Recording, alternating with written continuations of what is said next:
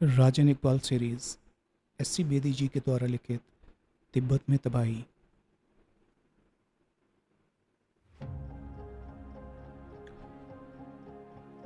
वो फौजी ट्रक था। चरमराहट की आवाज़ के साथ रुका। उसमें से 5 सैनिक, एक कर्नल और एक कैप्टन नीचे उतरे। कैप्टन की घनी मूछें थीं, आंखों में वहशीपन झांक रहा था। सभी चीनी दरिंदे थे। कैप्टन के इशारे पर एक सैनिक ने नीले रंग के मकान पर दस्तक दी, लेकिन अंदर से कोई आहट या आवाज नहीं उभरी। मकान के सभी खिड़कियां और दरवाजे बंद थे। ऐसा लग रहा था जैसे अंदर कोई भी नहीं है या वो भयभीत से छुपे बैठे हैं। सारी बस्ती में चीनी दरिंदों के भय से मौत का सन्नाटा छाया हुआ था। दरवाजा तोड़ दो, कैप्टन गुर्राया। सैनिकों ने ठोकर मार मार कर दरवाजे को तोड़ दिया। अंदर आंगन था। सामने एक दरवाजा दिखाई दे रहा था। सैनिकों ने उस पर ठोकरें मारी। दरवाजा तो नहीं खुला, लेकिन अंदर से खुसर पुसर की आवाजें उभरने लगी।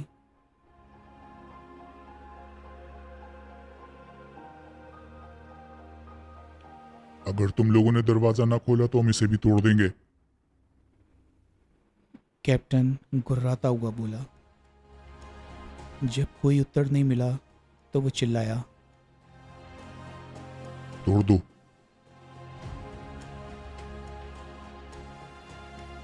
नहीं, द्वार मत तोड़ो, मैं खोलती हूँ। भीतर से स्त्री का स्वर उभरा और फिर अगले ही पल दरवाजा खुल गया। वो लोग अंदर घुस गए।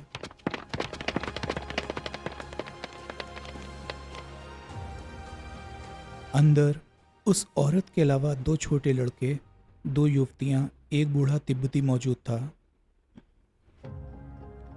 सभी सहमे और भयभीत थे।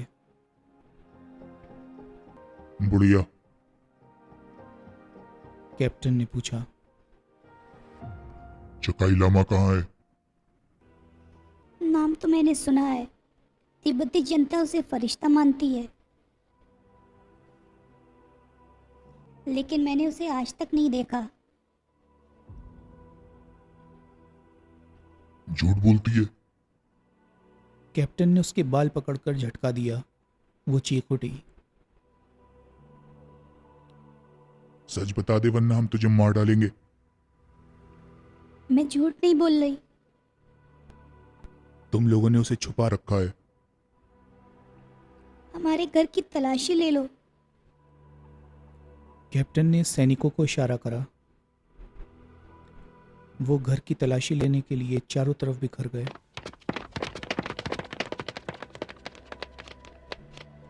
दोनों लड़कियों को कैप्टन ने ललचाई निगाहों से देखा। फिर बुढ़िया के पेट में ठोकर झड़ते हुए गुर्राया। जल्दी बता वो कहाँ है? वो चीखती हुई दूर जा गिरी। 2 ठोकरें उसकी कमर में पड़ी। वो चीखती चली गई। दया करो मालिक, दया करो। बुढ़िया हाथ जोड़कर चिल्लाई। हम बहुत दयालु हैं। दया करके तुम सबको माफ कर देंगे। हमें सिर्फ चकाई लामा का पता दो।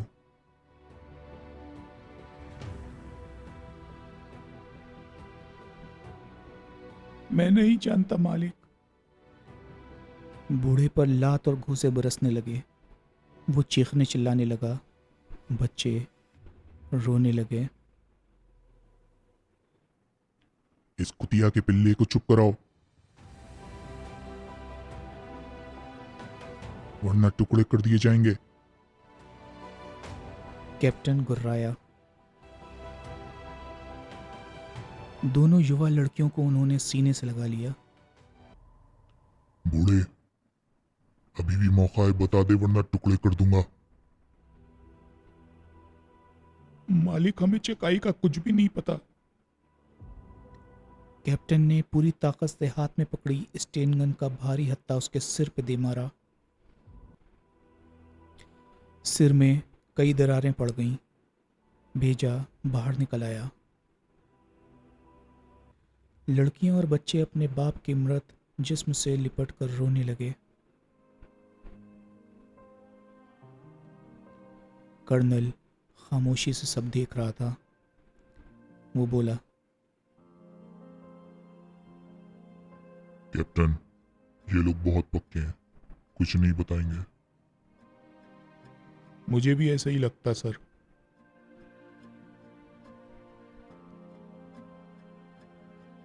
इन सबको तबाह करने की तुम्हें इजाजत है, लेकिन पहले इस बुढ़िया को होश में लाओ। कैप्टन ने बुढ़िया को देखा और फिर बोला, सर ये तो मर गई। दोनों लाशें बाहर ले जाओ। दो सैनिकों ने लाशों को लातों से पकड़ा और खींचते हुए बाहर ले जाने लगे, जैसे वो किसी कुत्ते की लाशें हों। लड़कियां लाशों से लिपट गईं और रोती हुई बोली, इन्हें इन्हें रहने दो जालिमो। इनके सराहने बैठकर हमें जी भर के रो तो लेने दो।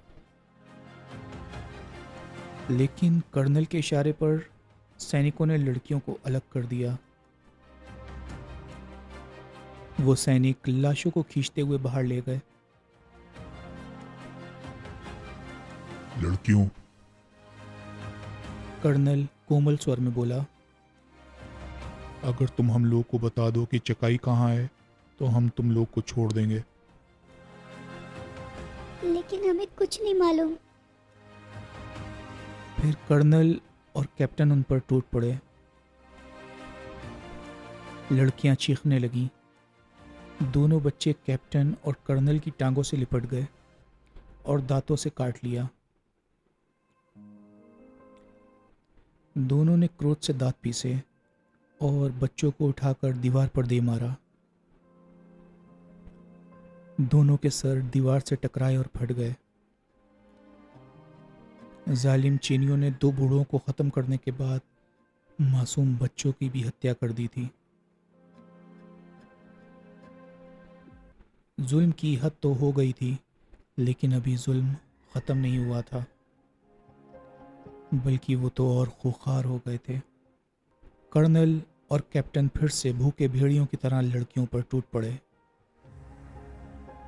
ऐसा लग रहा था जैसे वो उन दोनों मासूम और भोली भाली लड़कियों को बुरी तरह से नोच खसोट डालेंगे। तभी एक लड़की ने कैप्टन की कमर से छुरा खींचा और पूरी ताकत से उसके सीने में घोंप दिया। कैप्टन एक चीख के साथ वहीं ढेर हो गया। दूसरी लड़की ने कर्नल की कमर से छुरा खींच लिया। कर्नल एक झटके से पीछे हट गया। लड़की भर्राए स्वर में बोली, कर्नल, तुम अपने अपवित्र हाथों से हम शरीफों का अपमान करो, उससे पहले हम मौत को गले लगा लेंगी, लेकिन हमारी बद्दुआ तुम्हें ज़रूर लगेगी। तेरा हश्र बहुत बुरा होगा। कहने के साथ ही उसने अपने पेट में छुरा घोंप लिया। दूसरी लड़की ने उसे नफरत भरी निगाहों से देखा और फिर उसने भी पूरी शक्ति से अपने पेट में चाकू घोंप लिया। कुछ क्षणों के बाद दोनों खून से लथपथ फर्श पर पड़ी दिखाई दे रही थीं। कुछ क्षण तो कर्नल स्तब्ध सा उन लाशों को देखता रहा और फिर बोला, इनकी लाशों को भी बाहर ले चलो। कहने के बाद वो बाहर आ गया। बाहर दर्जनों चीनी सैनिक खड़े थे। कर्नल ने आदेश दिया, पूरी बस्ती को आग लगा दो। हरामजादे हम चीनियों से टक्कर लेने चले थे, सबको जिंदा जला दो। सैनिक तुरंत ट्रकों को बस्ती से बाहर ले गए और फिर टनों में पेट्रोल भरकर बस्ती में घुस गए। थोड़ी देर के बाद बस्ती में आग के शोले उठ रहे थे। बस्ती में भगदड़ मच गई। लोग चीखते चिल्लाते इधर उधर भागने लगे। सैनिक उन निहत्तों को गोलियों से भूनने लगे। वहाँ लाशों का ढेर लग गया।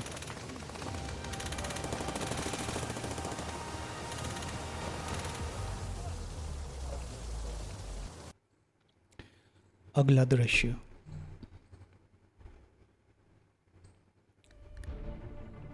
उसी बस्ती में एक मकान था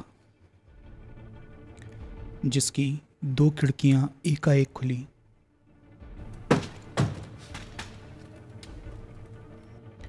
उसमें से स्टेन गन की नालें झांकने लगी। अगले पल उनसे गोलियां बरसने लगी। चीनी सैनिक चीखते हुए गिरने लगे। बाकी सैनिक जान बचाकर ट्रकों की तरफ भागे। तभी ट्रक के सामने वाली इमारत से कुछ हथगोले उछले और ट्रकों पर आकर गिरे। कुछ धमाके हुए और ट्रकों को आग लग गई। इसी के साथ सैनिकों पर गोलियां बरसी। कई सैनिक मारे गए।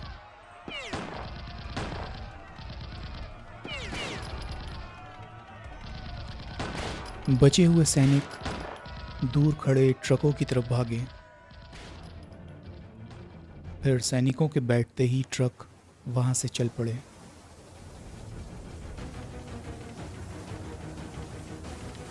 बस्ती से आग के शोले निकल रहे थे। लगभग 60 चीनी सैनिकों को उन्होंने मार गिराया था।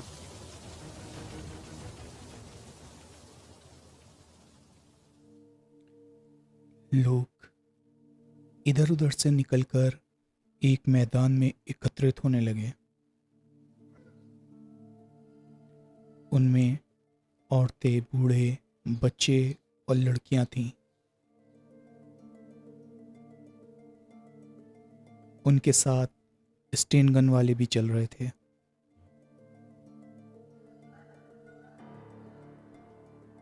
कुछ बिलक बिलक कर रो रहे थे और कुछ सुबक रहे थे। सबका कोई सगा मारा गया था या जिंदा आग में जल गया था।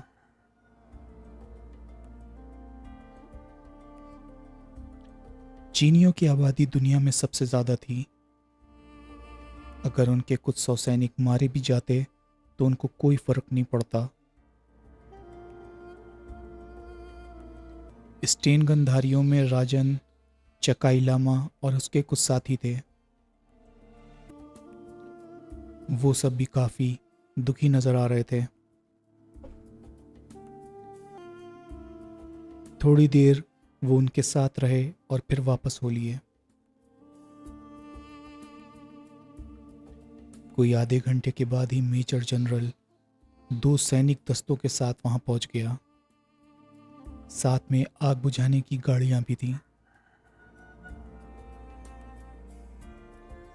आग बुझाने के बाद जनरल उन्हें खाना, कपड़ा और रुपया बांटने लगा।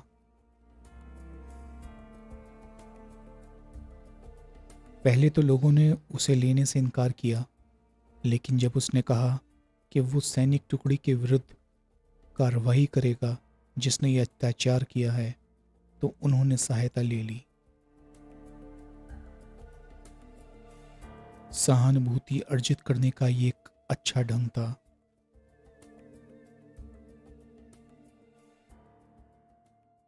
अगला दृश्य। इकबाल की जब आंख खुली तो वो हड़बड़ा कर उठ बैठा। हॉल की तरफ से उसे शोर सुनाई दे रहा था। उसने अपनी आंखें मली और हॉल की तरफ चल पड़ा।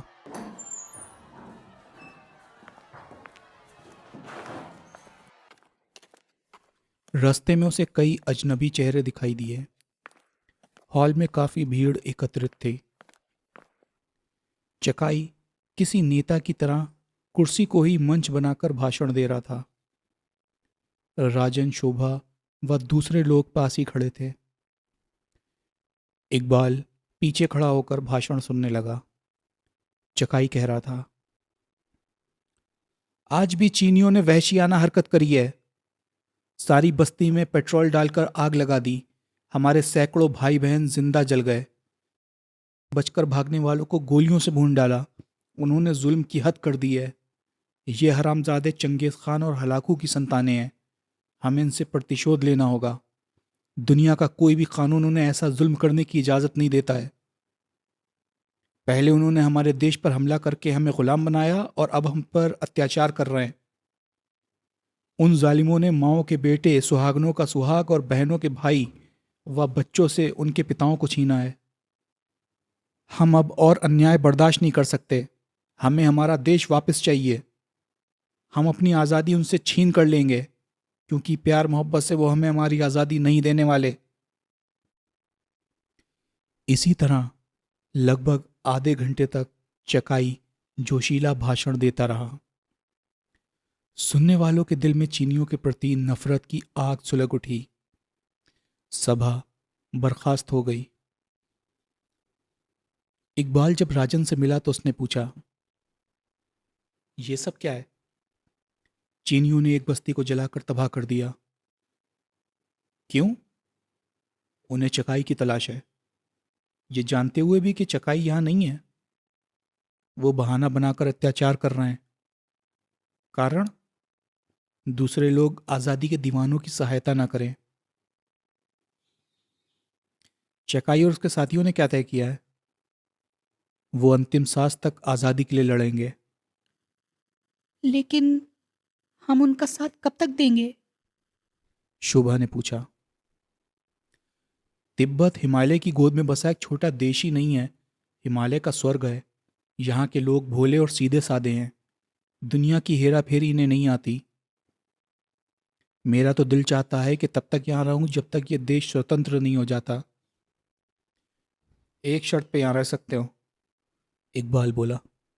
शोभा को भी साथ रखना होगा, लेकिन पहले परमानेंट मेरी भाभी बनाना होगा, यानी पत्नी।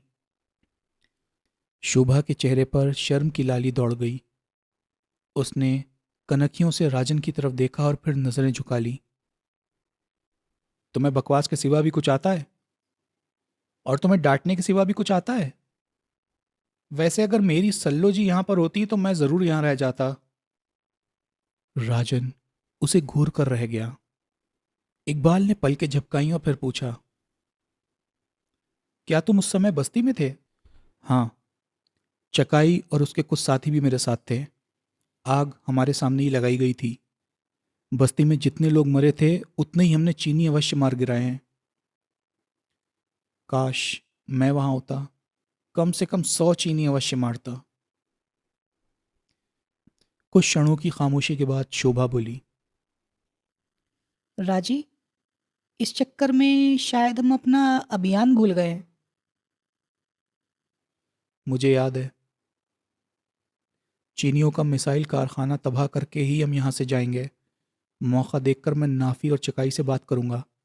तुम लोग को अगर भूख लगी हो तो कुछ खा लो। क्या कहीं जाना है? शोभा ने पूछा। हाँ, छावनी की तरफ काम है।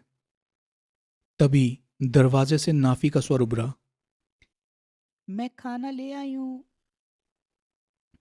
फिर वो अंदर आ गई और सबके सामने खाना लगाने लगी। जब वो खाना खाने लगे तो शोभा ने महसूस किया नाफी इकबाल को प्यार भरी नजरों से देख रही थी। शोभा मुस्कुरा दी।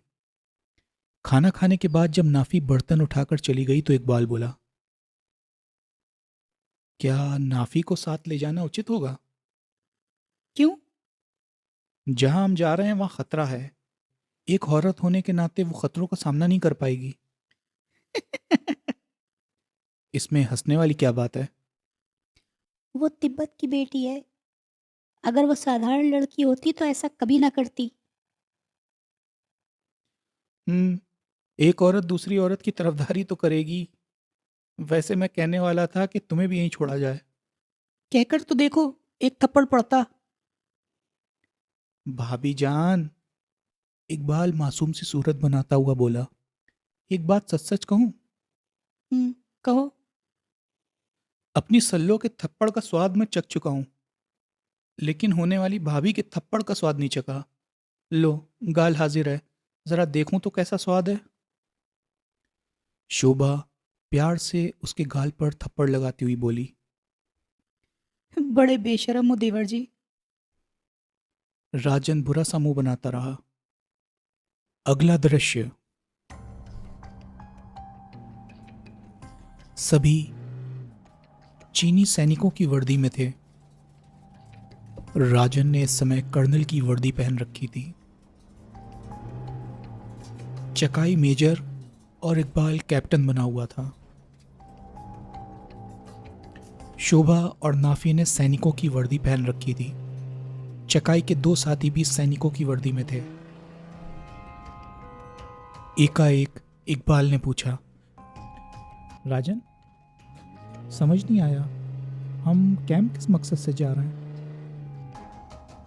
वहाँ चकाई के कुछ वफादार साथी कैद हैं, हम उनको स्वतंत्र कराने जा रहे हैं। यानी हमें वहाँ हमला करना है? सामने से नहीं, हम छुप कर वार करेंगे। तब ठीक है, वरना हम मुट्ठी भर बाशिंदों को तो चीनी बिना तले कच्चा ही चबा जाते। नाफी मुस्कुरा दी। इस समय नाफी ही जीप ड्राइव कर रही थी। शोभा ने पूछा, अभी कितनी दूर है? 5 किलोमीटर, लेकिन 2 किलोमीटर के बाद एक चौकी पड़ेगी। पहले हमें चौकी के सैनिकों से निपटना होगा राजन। चौकी पर जीप रोकूं? अगर वो लोग रुकने का संकेत करें तब रोकना। ठीक है। जीप की रोशनी देखकर दो सैनिक बाहर निकल आए और हाथ के इशारे से रुकने का संकेत करने लगे। उन्होंने बल्ली का बैरियर बनाया हुआ था। सड़क के दोनों तरफ एक एक कैबिन बना हुआ था। नाफी ने कैबिनों से कुछ आगे जीप रोक दी।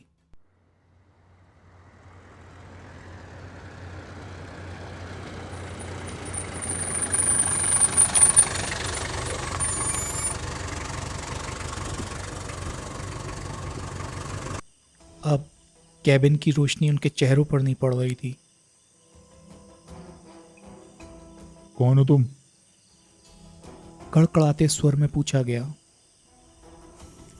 दोस्त, राजन बोला। दोनों की गनें उनकी तरफ तनी हुई थीं। अंधेरे के कारण अभी तक वो लोग उन्हें अच्छी तरह नहीं देख सके थे, इसलिए दूसरे सैनिक ने पूछा, अपने कागजात दिखाओ।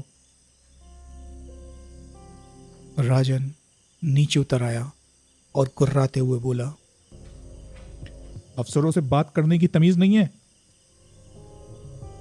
क्या? वर्दी से भी तुम लोग हमारी रैंक नहीं पहचान सकते? उन्होंने गौर से कर्नल की वर्दी देखी तो हड़बड़ाकर अटेंशन होकर सैल्यूट जड़ दी। इस बौखलाहट में उनकी स्ट्रेन गन गिर गई। इकबाल, जो कैप्टन की वर्दी में था, बाहर आता हुआ बोला, सर, अगर आदेश दे दो इनका कोर्ट मार्शल कर दूं? नहीं, ये लोग ईमानदारी से अपनी ड्यूटी दे रहे थे, इनकी गलती नहीं है। राजन ने कर्नल की स्वर में नरमी से कहा। उन दोनों सैनिकों के चेहरे का रंग उड़ गया था। फिर वो एक स्वर में बोले, सॉरी सर, अंधेरे में हम आपको पहचान नहीं पाए। कोई बात नहीं। यहाँ इस चौकी पर कितने व्यक्ति हैं? 5। बहुत सावधान रहने की आवश्यकता है। कोई खतरा है सर? चकाई लामा को शायद तुम लोग भूल गए हो। उसने तो चीन के शासकों की नींद हराम कर रखी है सर, उसे हम कैसे भूल सकते हैं? क्या उसके इधर आने की संभावना है? हाँ, अगर वो इधर से गुजरेगा तो बचेगा नहीं। शाबाश। सर, सैनिक बोला। अगर आप बुरा ना माने तो एक बात पूछूं? पूछो। क्या आप दूसरे क्षेत्र से यहाँ आए हैं? हाँ, हम वियतनाम के मोर्चे पर गोरिल्ला टुकड़ी के इंचार्ज थे। पीकिंग ने हमें तिब्बत में स्पेशल ड्यूटी पर तैनात किया है। इसके बाद उनमें कोई बात नहीं हुई। राजन इकबाल जीप में बैठ गए। दोनों सैनिकों ने उन्हें सैल्यूट दाग दी। नाफी ने राजन के संकेत पर जीप आगे बढ़ा दी। फिर कोई चौकी नहीं मिली। लगभग आधे घंटे के बाद नाफी ने दो बड़ी चट्टानों के बीच में जीप को रोक दिया।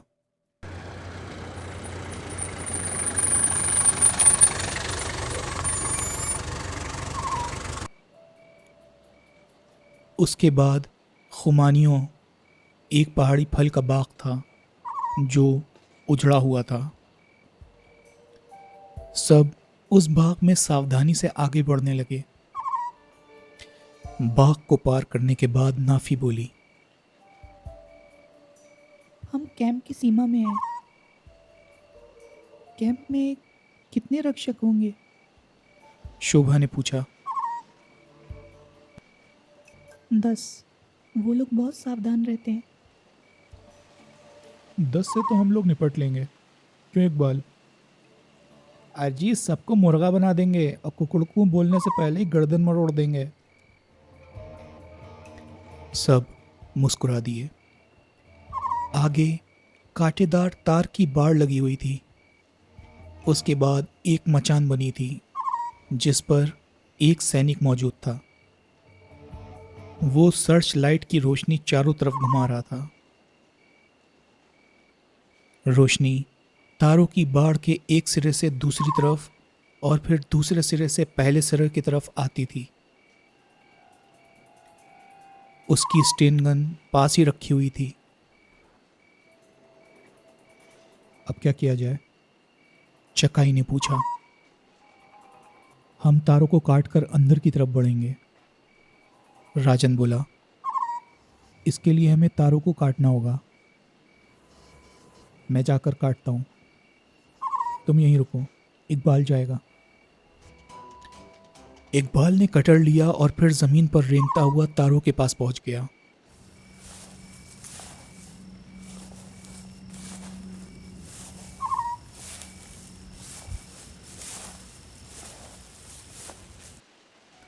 उसी समय सर्च लाइट की रोशनी दाएं से बाएं घूमी। वो जमीन से चिपक गया। रोशनी के हटते ही वो कटर से तार काटने लगा। रोशनी जैसे ही उसके पास पहुंचती वो ज़मीन से चिपक जाता। जैसे ही हटती वो तारों को काटने लगता। 20 मिनट के बाद उसने इतना बड़ा रास्ता बना लिया था कि एक व्यक्ति आसानी से उस तरफ आ जा सकता था। रास्ता साफ है, एक एक करके आ जाओ,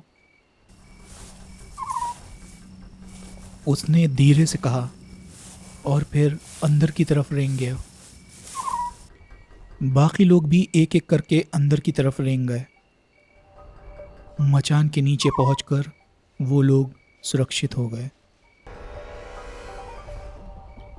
राजन धीरे से बोला, मचान पर मौजूद सैनिकों को ठिकाने लगाना आवश्यक है, वरना हम संकट में पड़ जाएंगे। नाफी बोली, मैं जाती हूँ। तुम यहीं रुको, मैं जा रहा हूँ। राजन ने कहा और मचान के पीछे की तरफ रेंग गया। उधर सीढ़ियां थीं।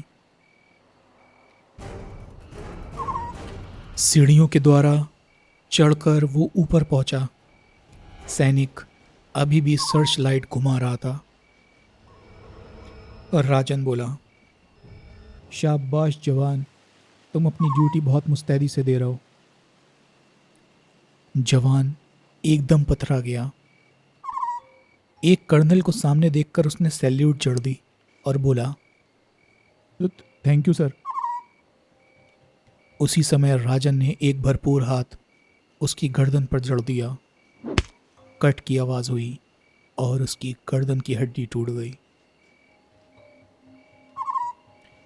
उसके गिरने से पहले ही राजन ने उसे संभाल लिया और दीवार के साथ इस तरह खड़ा कर दिया जैसे वो सो रहा हो। नीचे आकर उसने चकाई के एक साथी को ऊपर जाकर पहरा देने का आदेश दिया। फिर वो लोग उस टूटी फूटी इमारत की तरफ बढ़ने लगे जहां चकाई के साथी कैद थे। उन्हें 2 सैनिक दिखाई दिए जो टहलते हुए पहरा दे रहे थे।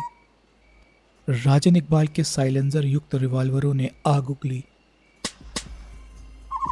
गोली उनकी खोपड़ी में धंस गई। बिना आवाज निकाले वो ढेर हो गए। उनके गिरने की आवाज सुनकर 2 और सैनिक भागते हुए वहां पहुंचे।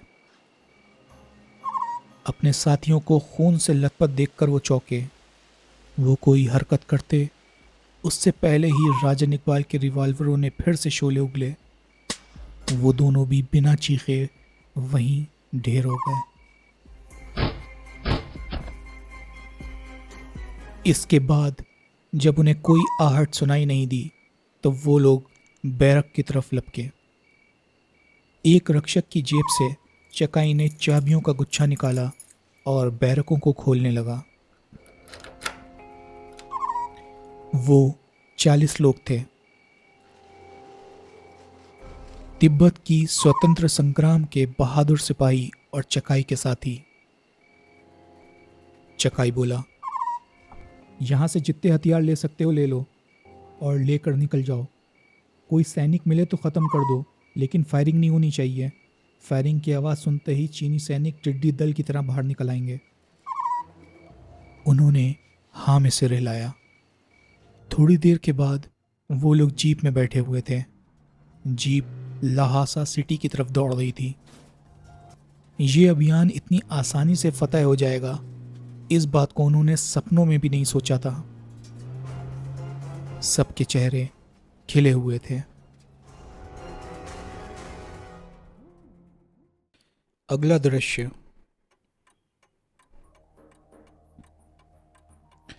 मेजर जनरल पांगली क्रोध से भिनभिना रहा था। उसके सामने सर झुकाए अफसर खड़े थे। एकाएक वो गुर्राया। वो लोग इतना सख्त पहरा होते हुए भी अपने साथियों को छुड़ा कर ले गए और तुम लोग कुछ नहीं कर सके। हमें पता ही नहीं चल सका सर, एक अफसर बोला। हाँ, वो लोग ढोल नगाड़ों के साथ आते ताकि तुम लोगों को उनके आने का पता चल सकता। तुम सबके लिए डूब मरने की बात है। वो लोग कांटेदार तारों को काट कर अंदर आए थे। फिर उन्होंने मचान पर मौजूद सैनिकों को मारा। और सर, उसके बाद बैरकों पर पहरा दे रहे 4 सैनिकों को गोली मारकर अपने साथियों को छुड़ा कर ले गए। इसके अलावा हमारे कितने ही हथियार भी ले गए। जनरल ने उस ऑफिसर की बात पूरी करी। गोली चलने की आवाज ही नहीं हुई सर। अगर तुम लोग अपने लिहाफों में घुसकर ना सो रहे होते तो इतना बड़ा हादसा कभी ना होता, जिसने तुम लोगों को ही नहीं मेरे भी माथे पर कलंक का टीका लगा दिया है। तुम लोग सिर्फ तिब्बतियों पर अत्याचार कर सकते हो, उनकी औरतें और लड़कियों की बेइज्जती कर सकते हो या बस्ती में आग लगा सकते हो। जब वो लोग फायरिंग करते हैं तो पीठ दिखाकर भाग जाते हो। सर, उस दिन उन्होंने फायरिंग ही नहीं बल्कि बम भी फेंके थे। उस बस्ती में क्या हुआ था मैं सब जानता हूं। सबने सर झुका लिए।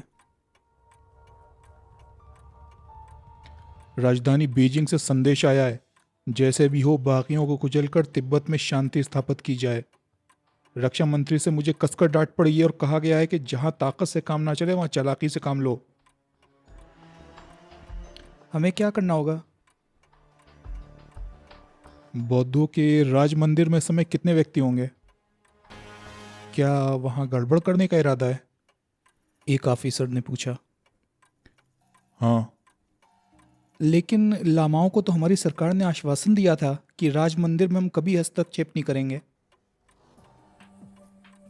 ये मेरी खुद की सोची हुई योजना है। तिब्बत में शांति स्थापित करने के लिए ऐसा करना जरूरी है।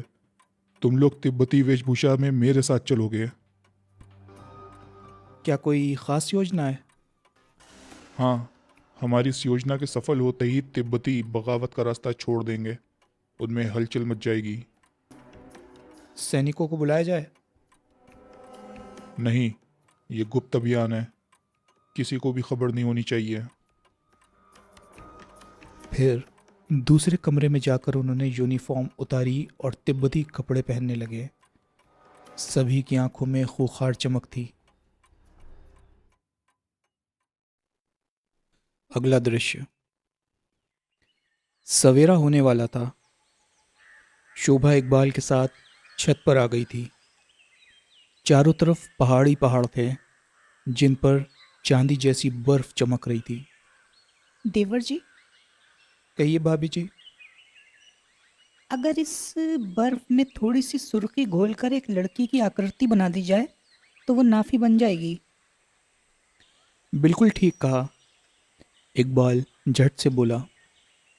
वो है ही इतनी सुंदर। उसकी सुंदरता की जितनी तारीफ करी जाए कम है। पकड़े गए ना? क्या मतलब?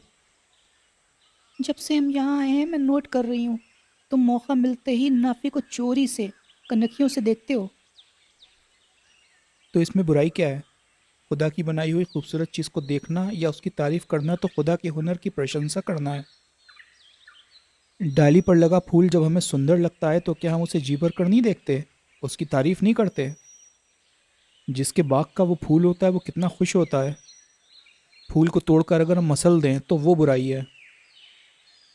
तुम्हारी बात मैं मानती हूँ, लेकिन मुझे लगता है कि नाफी तुम्हें मन ही मन बहुत प्यार करती है।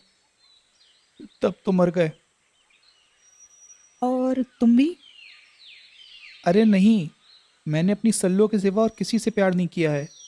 और अगर कहीं उसे शक हो गया तो वो मुझे इतने जूते मारेगी कि मेरा सिर गंजा हो जाएगा। मैं ऐसा नहीं होने दूंगी, लेकिन इतना पक्का है कि नाफी तुम्हें दिलो जान से चाहने लगी है। तुम्हें गलतफहमी हुई है शोभा।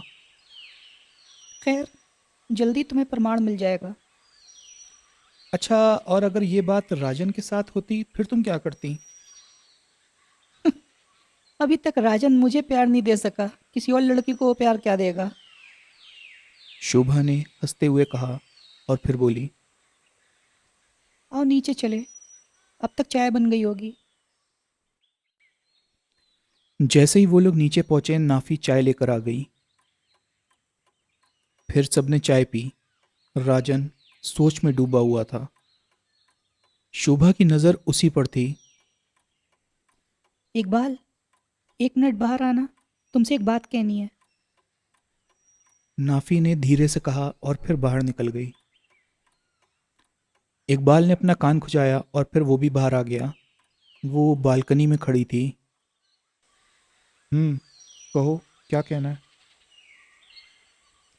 कहीं तुम बुरा ना मान जाओ। तुम्हारे जैसी मिस टमाटर 10 बुरी बातें कहेंगी तो भी मैं बुरा नहीं मानूंगा। क्या सचमुच मैं तुम्हें अच्छी लगती हूँ?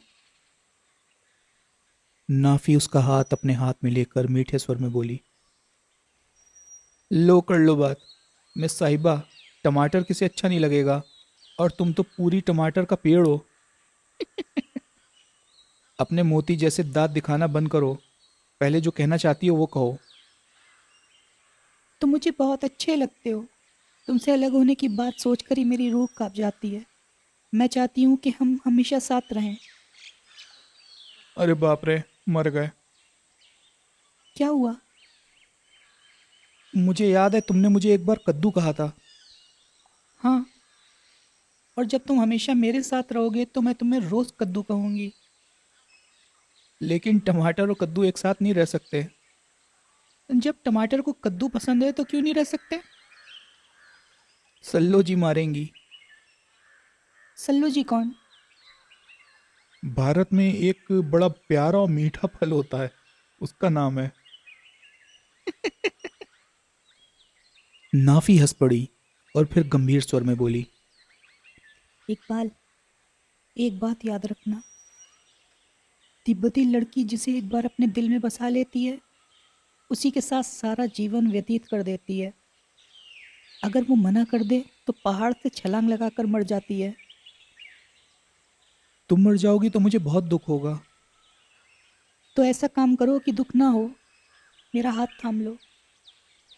इकबाल कुछ कहता, तभी चकाई आता दिखाई दिया। वो काफी चिंतित नजर आ रहा था। इकबाल, लगता है कोई ख़ास घटना घटी है, आओ भैया से पूछें। चकाई के आने से जैसे उसके सिर से बहुत बड़ा बोझ उतर गया हो। दोनों उसके पास पहुंच गए। भैया, नाफी ने पूछा, क्या बात है, बहुत परेशान नज़र आ रहा हो। राज मंदिर से भगवान बुद्ध के पवित्र खड़ाऊ गायब हो गए हैं। ये सच है? उस तरफ आते हुए शोभा और राजन ने उनकी बातें सुन ली। गायब कब हुए? राजन ने पूछा। रात को पुजारियों ने अंतिम बार चेकिंग की थी, तब खड़ाऊ सिंहासन पर मौजूद थे, लेकिन सवेरे वहां नहीं थे। मंदिर की देखभाल का जिम्मा किसका है? त्यागी लामा पर। त्यागी लामा ही वहां के बड़े पुजारी हैं। सवेरे जब वो पूजा करने के लिए गए तो मंदिर का ताला टूटा हुआ था और किवाड़ खुले हुए थे। और राजन कुछ क्षण सोचता रहा और फिर उसने पूछा, क्या खड़ाऊ खो जाने से किसी अनहोनी घटना का अंदेशा है? वो पवित्र खड़ाऊ हैं, अगर गलत हाथों में पड़ गए तो अपवित्र हो जाएंगे। क्या पुलिस को सूचित किया? हाँ, इस समय मंदिर में तमाम अधिकारी मौजूद हैं। अभी तिब्बती जनता को इसकी जानकारी नहीं है। जब उन्हें पता लगेगा तो मुसीबत आ जाएगी। कैसी मुसीबत? तिब्बती बुद्ध भगवान की पवित्र खड़ाऊ की पूजा करते हैं। चोरी की खबर मिलते ही वो बेचैन हो उठेंगे, फिर एक हंगामा खड़ा हो जाएगा। इस तरह हमारे क्रांतिकारी प्रोग्राम को ठेस लगेगी। कल मैं चीनियों के शस्त्र भंडार पर हमला करने वाला था, लेकिन अब हम ऐसा नहीं कर सकेंगे। क्या कोई तिब्बती ऐसा कर सकता है? तिब्बती अपनी जान दे देगा, लेकिन पवित्र खड़ाऊ को गलत नीयत से कभी नहीं देखेगा। तो फिर खड़ाऊ को गायब करने का उद्देश्य क्या है? शोभा ने पूछा। उद्देश्य समझ नहीं आ रहा। मुझे तो इसके पीछे चीनियों का हाथ लगता है, इकबाल बोला। मेरे विचार से वो लोग तिब्बती जनता को भड़काना चाहते हैं, ताकि जनता का और दुनिया का ध्यान इस तरफ चला जाए और वो बस्ती में आग लगाकर उसे तबाह करने वाली घटना को भूल जाए। ठीक कह रहा हूँ, ऐसा हो सकता है। तुम एक काम करो, तुम जाकर जनता को समझाओ कि वो किसी प्रकार का हंगामा ना करें। ये धर्म का मामला है। इस घटना से जनता की धार्मिक भावनाओं को ठेस पहुंचेगी। शायद ही वो समझ सकें कि क्या हुआ। तुम लोग मंदिर चलोगे? ज़रूर चलेंगे, लेकिन मुझे उम्मीद नहीं है कि पवित्र खड़ाऊ का पता लग सके, क्योंकि पुलिस ने सारे चिन्ह मिटा दिए होंगे। तब भी हम चलेंगे, लेकिन इसके लिए मेकअप करना ज़रूरी है। सामान तो तुम्हारे पास होगा? सामान है, मेरे कमरे में चलो। फिर सब चकाई के कमरे की तरफ बढ़ चले। अगला दृश्य।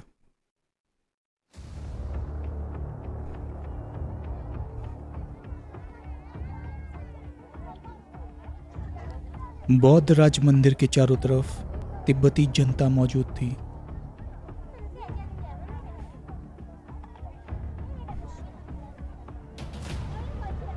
खड़ाऊ गायब होने की खबर आग की तरह चारों तरफ फैल गई थी।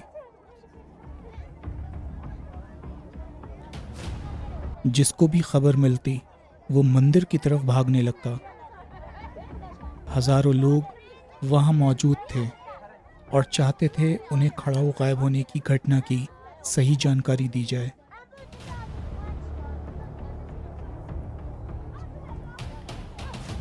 चीनी रिजर्व पुलिस ने मंदिर को चारों तरफ से घेरा हुआ था, ताकि वहां कोई खतरनाक घटना ना घटे। तभी 4 अधिकारी मंदिर के बाहर आते दिखाई दिए। एक उच्च अधिकारी ने लाउड स्पीकर संभाला और बोला, हमें दुख है कि किसी समाज विरोधी तत्व ने अपने किसी नीच मकसद के लिए पवित्र खड़ाऊ को गायब करके हमारे और आपके मन को ठेस पहुंचाई है। चीनी सरकार अपने तिब्बती भाइयों की भावनाओं की कद्र करती है। अपराधी को तलाश करके वो उसे सख्त सजा देगी। किसी बाकी के कहने में आकर हंगामा ना मचाएं और शांति बनाए रखें। घोषणा समाप्त होते ही लोग बिखरने लगे। राजन इकबाल और चकाई वायरलेस वैन से थोड़ी दूर पर ही खड़े थे और लोगों की बातें सुन रहे थे। ज्यादातर लोगों का विचार था कि इसके पीछे अवश्य चीनी सरकार का हाथ है। कुछ घंटे वो लोग वहीं रहे, लेकिन उन्हें ऐसा कोई मौका नहीं मिला कि अंदर घुसकर वो लोग जांच कर सकें। अतः तीनों वापस हो लिए। शोभा और नाफी उनका इंतजार कर रही थी। नाफी के पूछने पर चकाई ने सारी बात बता दी। फिर वो लोग खाना खाने लगे। खाने के बाद नाफी कॉफी ले आई थी। चकाई ने रेडियो ऑन कर दिया। एक तिब्बती गाना आ रहा था। गाना खत्म होते ही घोषणा की गई, जनता की जानकारी के लिए भगवान बुद्ध की पवित्र खड़ाऊ गायब करने वाला कोई एक व्यक्ति नहीं है। इसके पीछे पूरे दल का हाथ है। मुख्य रूप से चकाई लामा पर संदेह किया जा रहा है। चकाई लामा ने सस्ती शोहरत प्राप्त करने के लिए ऐसा अपराध किया है। वो जेल से भागा हुआ अपराधी है।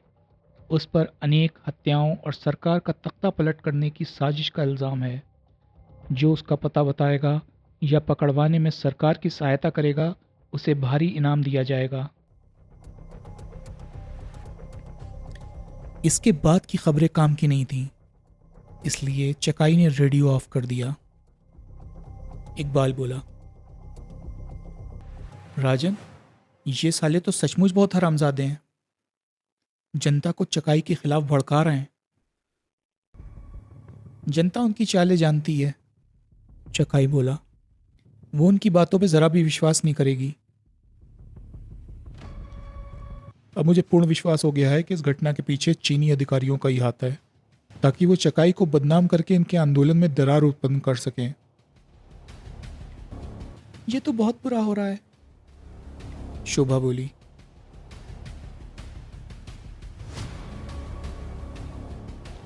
जिन लोगों को चीनियों ने गिरफ्तार किया है, मुझे उनकी चिंता है।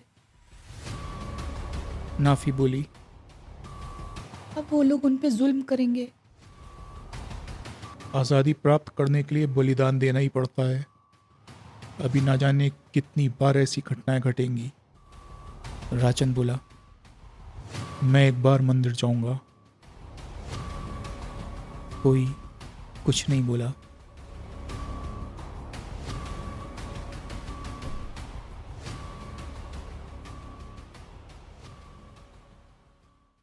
अगला दृश्य, हिमपात हो रहा था। मंदिर के आसपास लगे पोल अंधेरे को दूर करने की कोशिश कर रहे थे।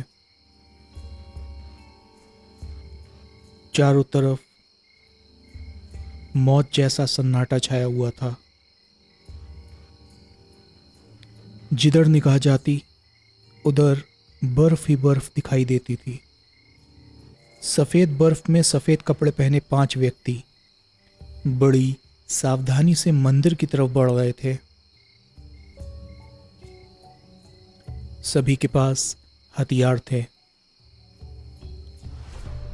मंदिर के पास रोशनी सी चमकी। सब जमीन पर लेट गए। एक जीप उनसे कुछ दूरी से निकल गई, जिसमें एक कर्नल और फौजी बैठे थे। शोभा बोली, राजी, ये लोग मंदिर की तरफ क्यों जा रहे हैं? हो सकता है मंदिर में इनकी ड्यूटी लगी हो। तब तो हमारे लिए खतरा उत्पन्न हो जाएगा। हम पीछे की तरफ से जाएंगे। लेकिन पीछे भी तो पहरेदार होंगे, इकबाल बोला।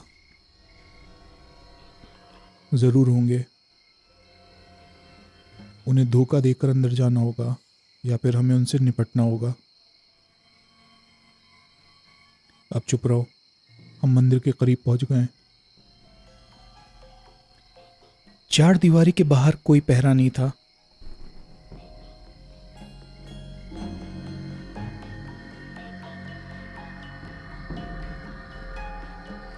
वो लोग एक एक कर दीवार पर चढ़कर दूसरी तरफ उतर गए। एक तरफ उन्हें 4 चीनी पहरेदार दिखाई दिए। सर्दी से बचने के लिए सबने कंबल ओढ़ रखे थे और इस समय सो रहे थे। इस समय भी कोई मंदिर में आएगा, वो ये सोच भी नहीं सकते थे। वो लोग दूसरी तरफ से होकर मंदिर के बाहरी हिस्से में पहुंच गए। वहां कोई पहरेदार नहीं था।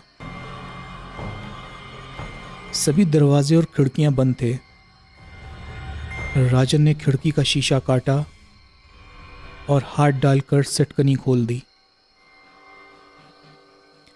खिड़की में सलाखें नहीं लगी थी।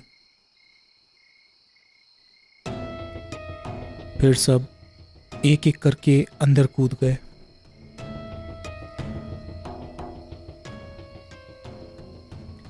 ये एक कमरा था जिसे बाहर से आने वाले भिक्षु प्रयोग किया करते थे। भगवान बुद्ध की प्रतिमा एक अलग हॉल में थी। खड़ाऊ एक कमरे में सिंहासन पर रखे थे जो इस समय नहीं थे। राजन टार्च की रोशनी में उस कमरे का अच्छी तरह से निरीक्षण करने लगा।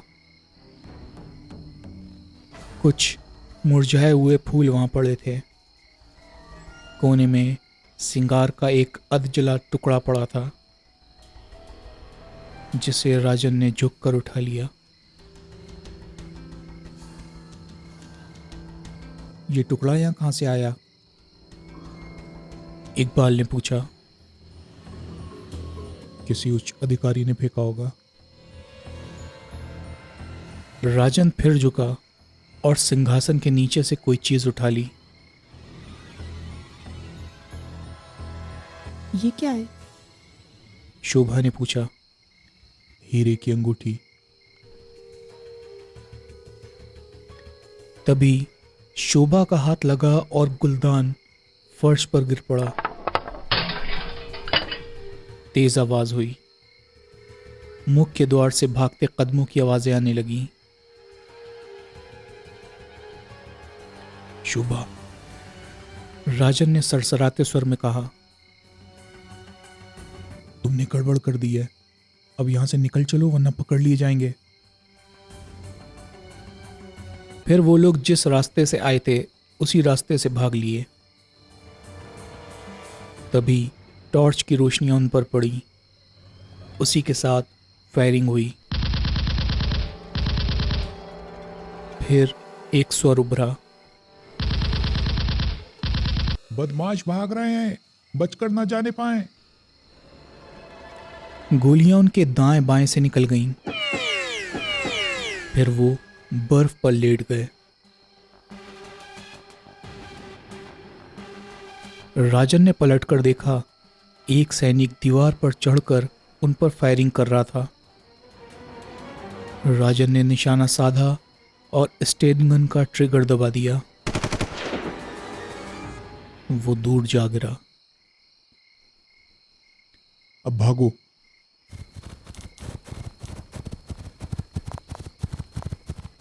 अभी वो लोग कुछ ही कदम भागे होंगे कि राजन सरसराते स्वर में बोला, रुक जाओ। क्या हुआ? शोभा ने पूछा। मुझे चारों तरफ से कुछ आहटें सुनाई दे रही हैं। राजन कुछ बोलता उससे पहले ही उन पर फायरिंग हुई। पवन चीख उठा।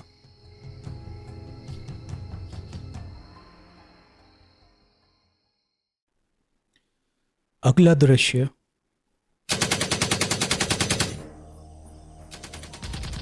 सब बर्फ पर लेट गए थे।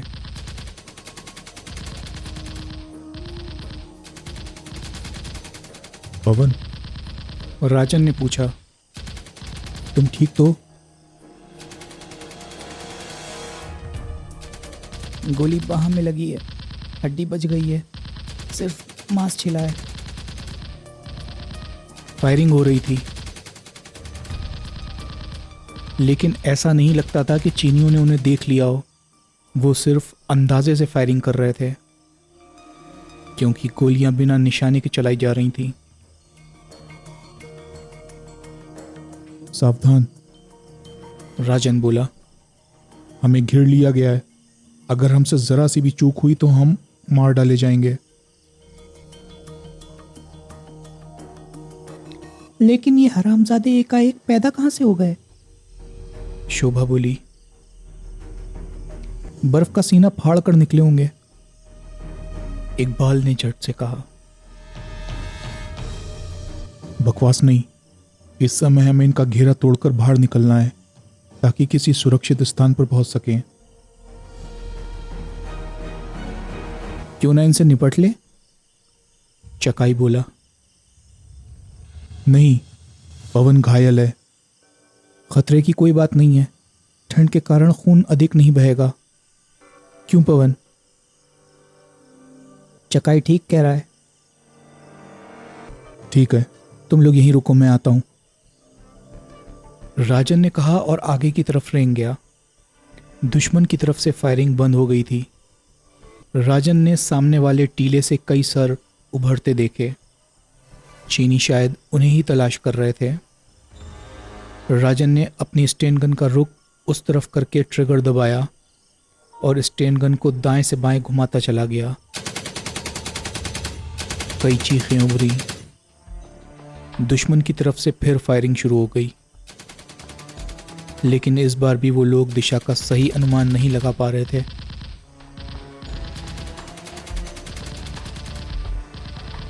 इकबाल रेंगता हुआ राजन के पास पहुंचा और बोला, अब हमें यहां से निकल जाना चाहिए। कोई रास्ता तो मिले। उत्तर की तरफ से फायरिंग नहीं हो रही है, मेरा ख्याल है कि उस तरफ दुश्मन नहीं है। बाकी सब भी उनके पास पहुंच गए थे। राजन ने उसी तरफ बढ़ने का निर्देश दिया। थोड़ी दूर जाने के बाद गहरी खाइयों का सिलसिला शुरू हो गया था। वो उसी रास्ते से आगे बढ़ने लगे। दूर लहासा शहर की रोशनियां जगमगा रही थीं। एकाएक राजन बोला, मुझे यहाँ खतरा अनुभव हो रहा है। कैसे? शोभा ने पूछा। इधर से भी हमें घेरा जा रहा है। तो अब क्या करें? तुम लोग तेजी से आगे बढ़ते रहो, मैं देखता हूं। लेकिन तुम अकेले? बहस करने का टाइम नहीं है, जैसा कह रहा हूं वैसा करो। सबको राजन का आदेश मानना पड़ा। वो लोग तेजी से आगे बढ़ने लगे। राजन ने बर्फ का एक बहुत बड़ा गोला बनाया और खाई में लुढ़का दिया। कुछ टार्चों की रोशनी गोले पर पड़ी और फायरिंग होने लगी। फायरिंग एक चट्टान के पीछे से हो रही थी। राजन ने जब उस तरफ फायरिंग की तो उस पर भी फायरिंग की जाने लगी। एकाएक राजन ने चीख मारी और बर्फ पर लुढ़क गया। चट्टान के पीछे से 5 चीनी सैनिक निकले और उसकी तरफ बढ़ने लगे। जैसे ही वो करीब पहुंचे, राजन ने स्टेन गन उठाकर उन पर फायर कर दिए। सब वहीं ढेर हो गए। राजन उठा और उस तरफ भागने लगा जिधर उसके साथी गए थे। इकबाल सबसे आगे और राजन सबसे पीछे था। बीच में बाकी साथी थे। राजन जब करीब पहुंचा तो शोभा ने पूछा, क्या रहा? हरामजादों को खत्म करके ही आ रहा हूं। एकाएक हिमपात बंद हो गया, जिसके कारण सर्दी बढ़ गई। मोटे मोटे कपड़े होने के बावजूद भी सर्दी से उनकी हड्डियां तक बज रही थीं। इकबाल जीप के पास पहुंचा ही था कि एक तेज धमाका हुआ। इकबाल की चीख गूंज गई। उसे ऐसा लगा जैसे सिर पर किसी ने हथौड़ा दे मारा हो। उसकी आंखों के सामने लाल पीले तारे नाचे और फिर वो अंधेरे में डूब गया।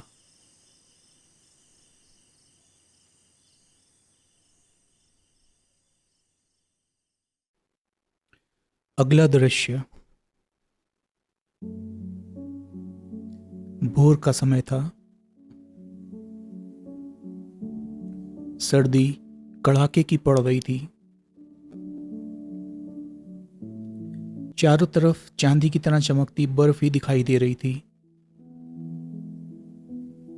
वो युवती ठंड और बर्फ की परवाह किए बिना आगे बढ़ती चली जा रही थी। हाथों में ताजे फूल थे। वो नाफी थी, जिसकी आंखों से बार बार आंसू निकलकर गालों पर ढलक जाते थे। वो काफी दुखी दिखाई दे रही थी। मंदिर की सीढ़ियों पर दो भिक्षु बर्फ साफ करते दिखाई दे रहे थे। नाफी ने सर झुकाकर उन्हें प्रणाम किया।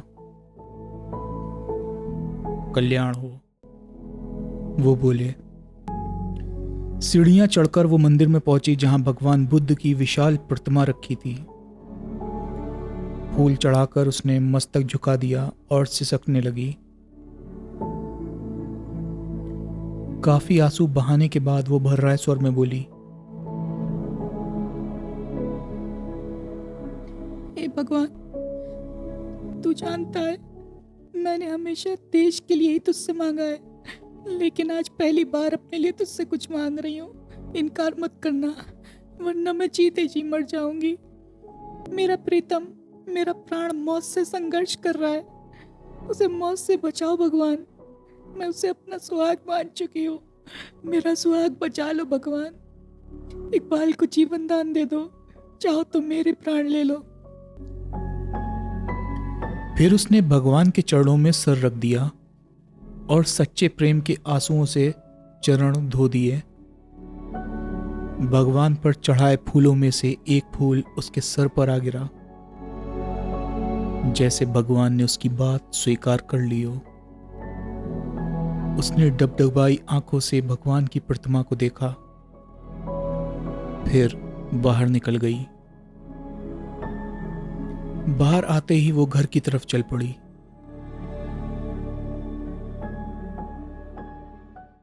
अगला दृश्य। इकबाल को जब होश आया तो उसे लगा कोई पास बैठा है। टप से एक बूंद उसके चेहरे पर गिरी। उसने आंखें खोल दी। नाफी उस पर झुकी हुई थी। चेहरा आंसुओं से भीगा हुआ था। तुम रो रही हो नाफी? नहीं, नहीं तो। उसने जल्दी से आंसू पोंछ लिए। झूठ बोल रही हो। ये तो खुशी के आंसू हैं। तुम 8 घंटे के बाद में होश में आए हो। कहते हुए उसने मुस्कुराने की कोशिश की। उसके मोतियों जैसे दांत चमक उठे। टमाटर की तरह सुर्ख गाल और भी ज्यादा सुर्ख हो गए। माथे पर पीड़ा का अनुभव हुआ तो इकबाल का हाथ अपने आप वहां चला गया। माथे पर पट्टी बंधी हुई थी। नाफी झुकी और उसकी पट्टी को चूम लिया। ये क्या नाफी? मैं तुम्हारे बिना जिंदा नहीं रह सकती इकबाल। तुम मेरी दिलो जान में बस गए हो। तुमने कभी जान देखी है? नहीं। फिर मैं जान में कैसे बच गया? मैं गंभीर हूं।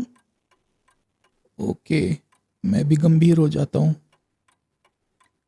इकबाल ने कहा और रोनी सी सूरत बना ली। नाफी को हंसी आ गई। वो बोली, जानते हो मंदिर में जाकर मैंने क्या मांगा था? क्या? तुम्हारा जीवन, और भगवान ने मेरी प्रार्थना स्वीकार कर ली। और अगर मैं मर जाता तो मैं भी अपनी जान दे देती। तुम्हारी जान देश की अमानत है, मेरे लिए नहीं। तुम तिब्बत की बेटी हो, तिब्बत को तुम्हें स्वतंत्र कराना है। मुझे अपना फर्ज याद है। पवन कैसा है? गोली मांस को छीलती हुई निकल गई थी, पट्टी कर दी है। मैं यहाँ कैसे पहुंचा? राजन तुम्हें लात खिलाया था। लेकिन वहां पे हुआ क्या था? चीनियों ने जीप में टाइम बम रख दिया था। अगर हम जीप में बैठ जाते तो कोई भी जिंदा ना बचता। जब बम फटा तो तुम जीप से काफी दूर थे। विस्फोट के बाद कोई टुकड़ा तुम्हारे माथे से आकर टकराया था और तुम बेहोश हो गए थे। तुम्हारी कसम नाफी, अभी मुझे 100 चीनी और मारने हैं। हरामजादे इतने जालिम और अत्याचारी होंगे, मैं नहीं जानता था। हमने बहुत जुल्म झेले हैं। शहर का क्या हाल है? सारे तिब्बत में पवित्र खड़ाऊ गायब होने की खबर फैल गई है। जनता बहुत बेचैन और उत्तेजित है। दूर दूर से कल लोग यहाँ एकत्रित होंगे। हजारों का जुलूस निकलेगा। सैकड़ों लोग मारे जाएंगे। मारे जाएंगे? लेकिन क्यों? शांति बनाए रखने के लिए चीनी उन्हें गोलियों से भून डालेंगे। चीनी तो चाहते हैं कि उनके अत्याचार से तिब्बती इतने कमजोर हो जाएं कि फिर उनसे आंख मिलाने की भी हिम्मत ना कर सकें। अगर मैं घायल ना होता तो जरूर कुछ करता। परमात्मा ने चाहा तो तुम जल्दी अच्छे हो जाओगे। बाकी सब कहाँ हैं? भैया के साथ कहीं बाहर गए हैं। राजन आए तो उसे मेरे पास भेजना। नाफी ने हाँ में सर हिलाया, फिर इकबाल को दवा पिलाने लगी। कड़वी दवा पीते ही इकबाल बुरा सा मुंह बनाने लगा। नाफी हंस पड़ी।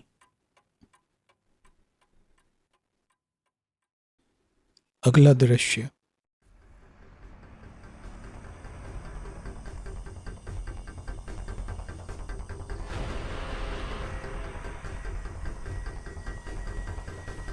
उसने सर से लेके पांव तक सफेद लबादा पहन रखा था। आंखों की जगह 2 छिद्र दिखाई दे रहे थे। वो बड़ी सावधानी से आगे बढ़ रहा था। जब भी आहट होती तो वो बर्फ पर लेट जाता। सफेद कपड़े होने के कारण वो बर्फ के रंग में मिल जाता। उसके हाथों में एक स्टेन गन थी। वो ऑफिसर्स बैरकों की तरफ जा रहा था।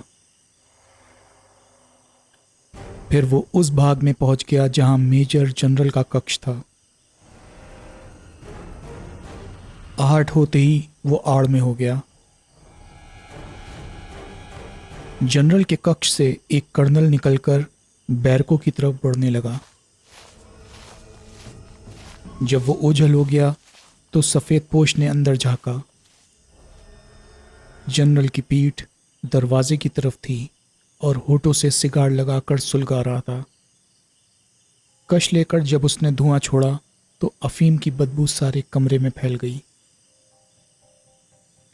सफेद पोश ने दरवाजा बंद करके जब सटकनी लगाई तो उसकी आवाज से जैसे ही जनरल बांगली पलटने लगा, वो गुर्राया, जैसे खड़े हो वैसे ही खड़े रहो वरना गोली मार दूंगा।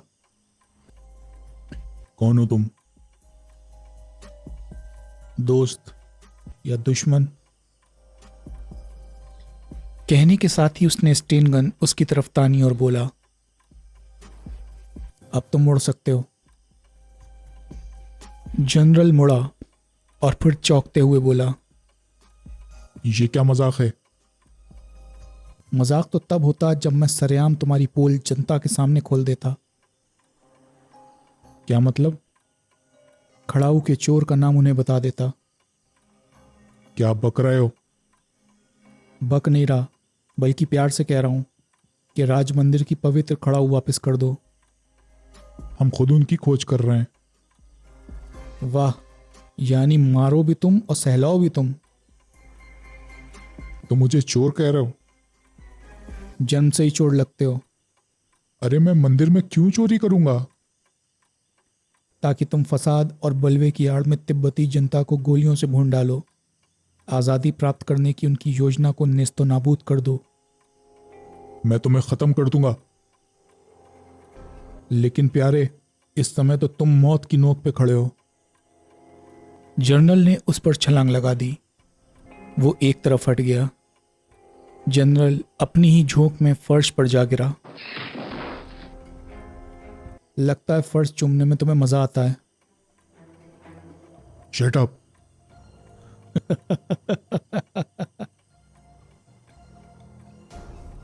आखिर तुम मुझसे चाहते क्या हो?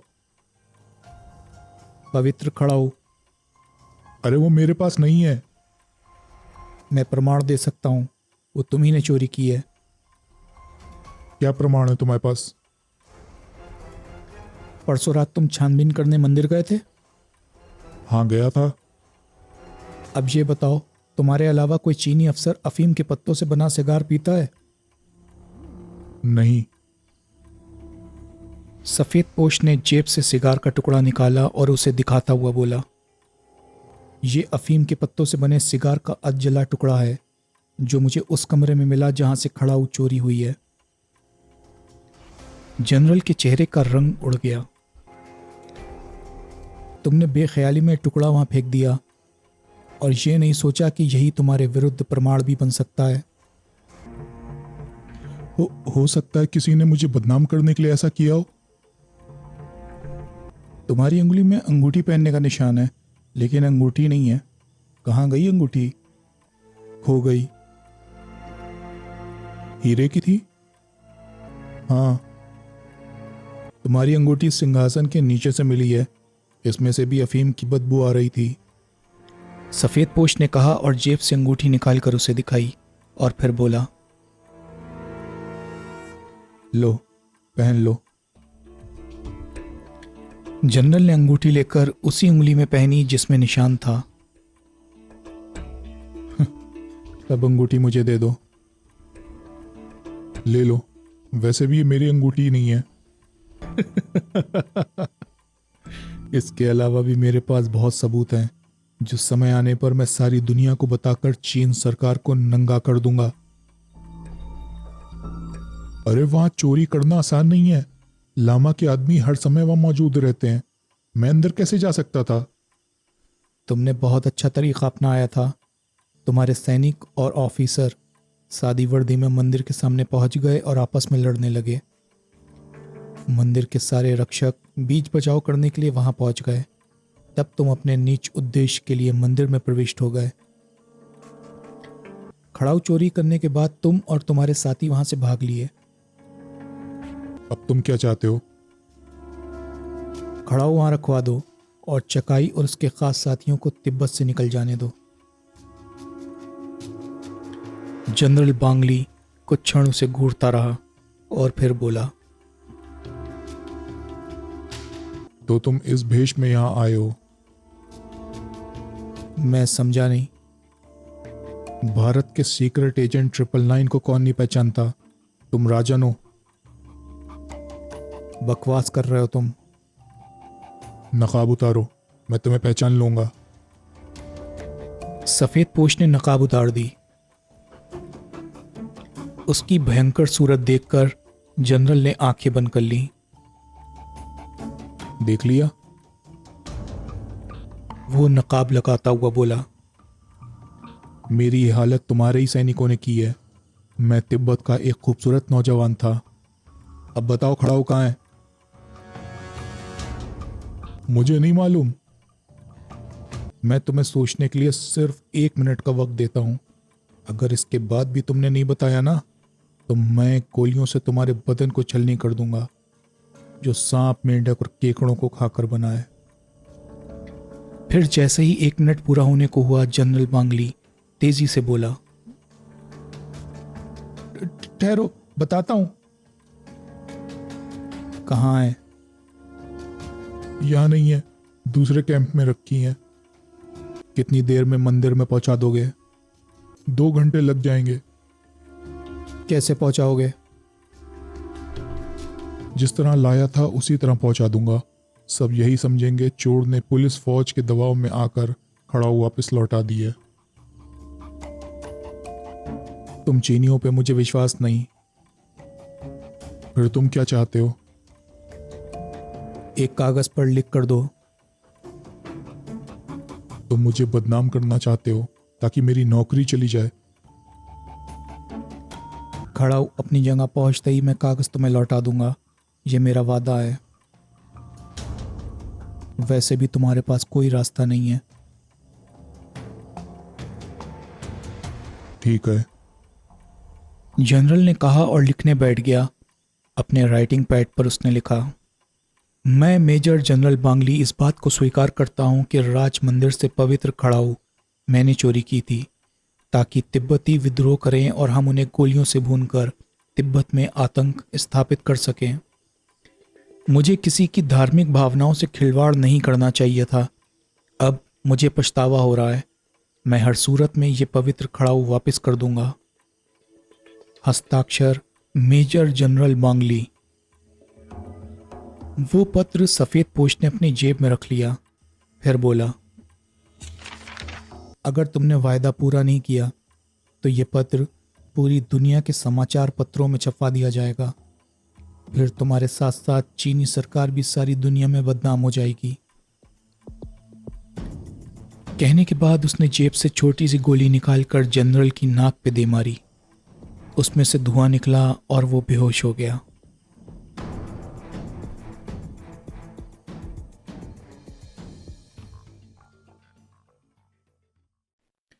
अगला दृश्य। वापस लौटते ही राजन ने खाना खाया। इकबाल का और पवन का हाल पूछा। दोनों ठीक थे। फिर वो अपने कमरे में आ गया जहां शोभा और चकाई पहले से मौजूद थे। राजन ने उन्हें सारी बातें बता दी। सुनने के बाद चकाई बोला, तुम्हें विश्वास है जनरल अपना वायदा पूरा करेगा? हाँ, लेकिन मुझे विश्वास नहीं। वो इतना मूर्ख नहीं है कि अपना करियर तबाह करे। उसके हाथ का लिखा कागज मेरे पास है, लेकिन अभी तक उसने अपना वायदा पूरा नहीं किया। जुलूस में शामिल होने वाले शुरू हो गए हैं और पवित्र खड़ाऊ मंदिर में वापस नहीं आई है। कितनी देर पहले की खबर है? लगभग आधा घंटा पहले। आधा घंटा और इंतज़ार करो, फिर मैं कुछ करता हूँ। खबरों का समय हो गया है। नाफी, रेडियो खोल दो। नाफी ने रेडियो ऑन कर दिया। उस पर बुद्धम शरणम गच्छामि का प्रसारण हो रहा था। तिब्बती जनता को खुश करने के लिए कितना शानदार उपाय है। ये श्लोक तो यहाँ की जनता के खून में समाया हुआ है। राजन मुस्कुराता हुआ बोला, ये चीनी बहुत काइयाँ और चालाक हैं। रेडियो में समाचार प्रसारित होने लगे थे। आज का विशेष बुलेटिन सुनिए। भगवान बुद्ध की पवित्र खड़ाऊ मिल गई है, जिन्हें अब से उन्हें 1 घंटे बाद राज मंदिर में सम्मान के साथ पहुंचा दिया जाएगा। जिन 2 लामाओं को इस अपराध में गिरफ्तार किया गया है, उन्हें कल बंद अदालत में पेश किया जाएगा। जनता से अपील की जाती है कि वो शांत रहे, कोई गड़बड़ ना करे। विशेष बुलेटिन समाप्त हुआ। नाफी ने रेडियो ऑफ कर दिया और हर्षित स्वर में बोली, राजन, तुम सचमुच ग्रेट हो। सफेद पोश का रूप धारण करके तुमने बहुत बड़ा कारनामा अंजाम दिया है। जान हथेली पर रखकर सच्चे दिल से अगर कोई काम किया जाए तो वो अवश्य पूरा होता है। राजन ने मुस्कुराते हुए कहा, सच कहूँ राजन, तुम मुझे इस दुनिया के इंसानी नजर नहीं आते।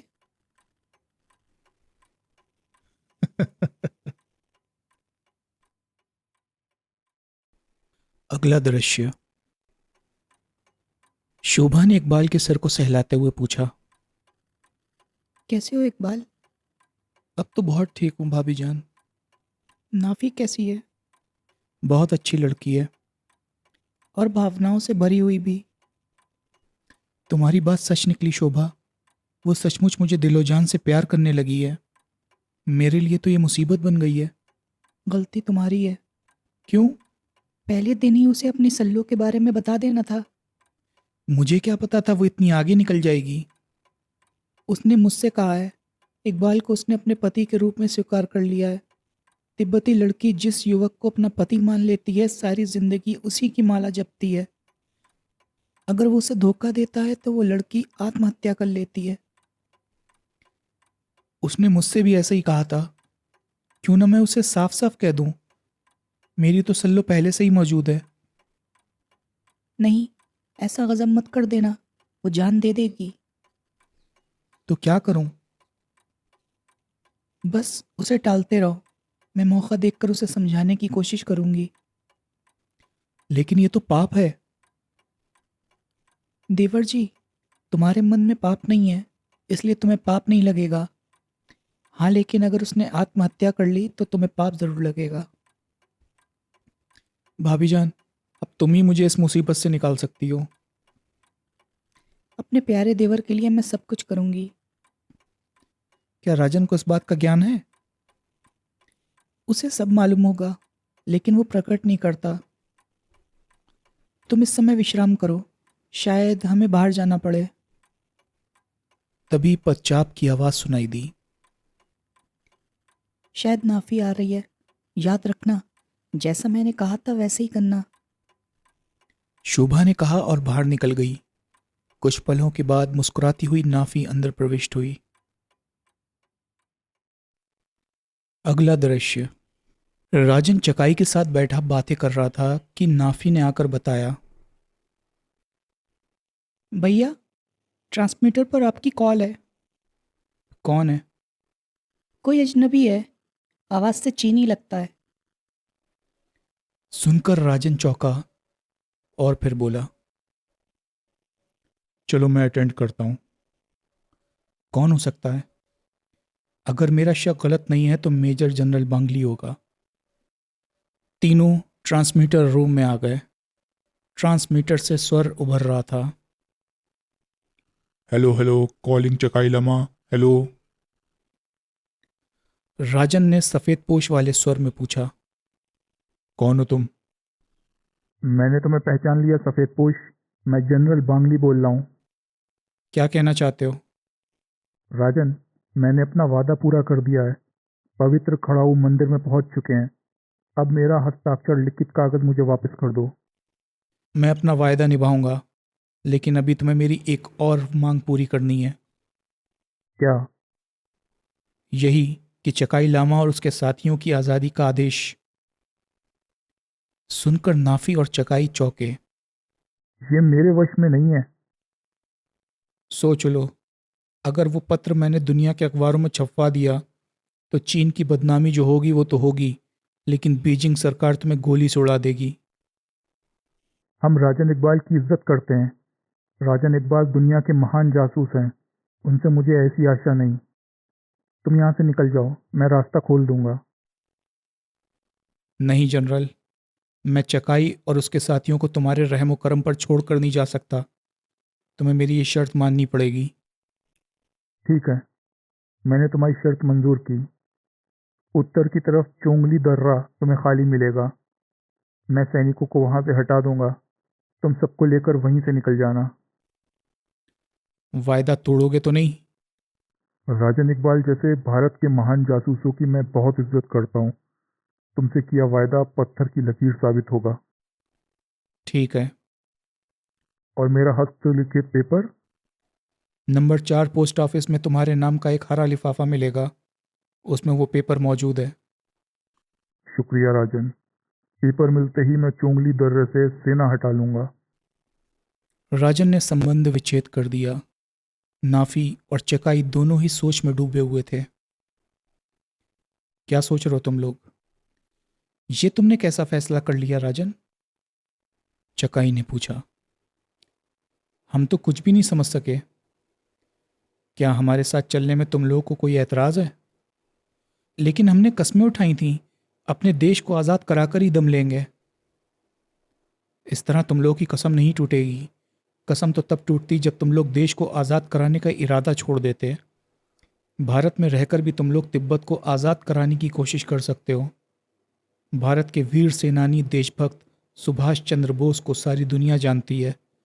अंग्रेज़ों को भारत से निकालने के लिए उन्होंने जापान में जाकर आज़ाद हिंद फौज की स्थापना की थी, जिसने अंग्रेज़ों के छक्के छुड़ा दिए थे।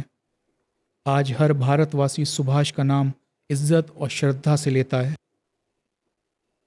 तुम चाहते हो कि हम भारत में रहकर तिब्बत को आज़ाद कराने की रणनीति अपनाएं? नाफी ने पूछा। हाँ। भैया, राजन की राय मुझे जच रही है। हमें ऐसा ही करना चाहिए। ठीक है, हम ऐसा ही करेंगे। तुम्हारे जितने भी साथी साथ जाना चाहें उन्हें भी साथ ले चलो। 100-200 तो साथ चलेंगे ही, इससे ज़्यादा भी हो सकते हैं। तो तैयारी शुरू कर दो। नाफी खुश थी क्योंकि वो उसके देश जा रही थी जिसे उसने प्यार किया था। उसके गुलाबी होठों पर मुस्कान खिल उठी। अगला दृश्य।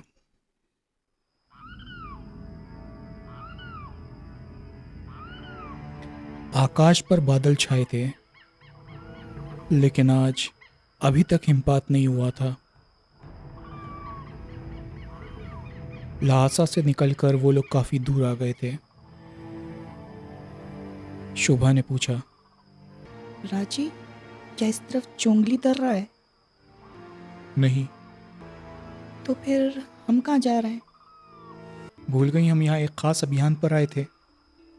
चीनियों का मिसाइल कारखाना तबाह करने। हाँ, जाना कहाँ है? ली पांग दर्रे के पास कारखाना है। वहाँ तो काफ़ी सख्त पहरा होगा, क्यों चकाई?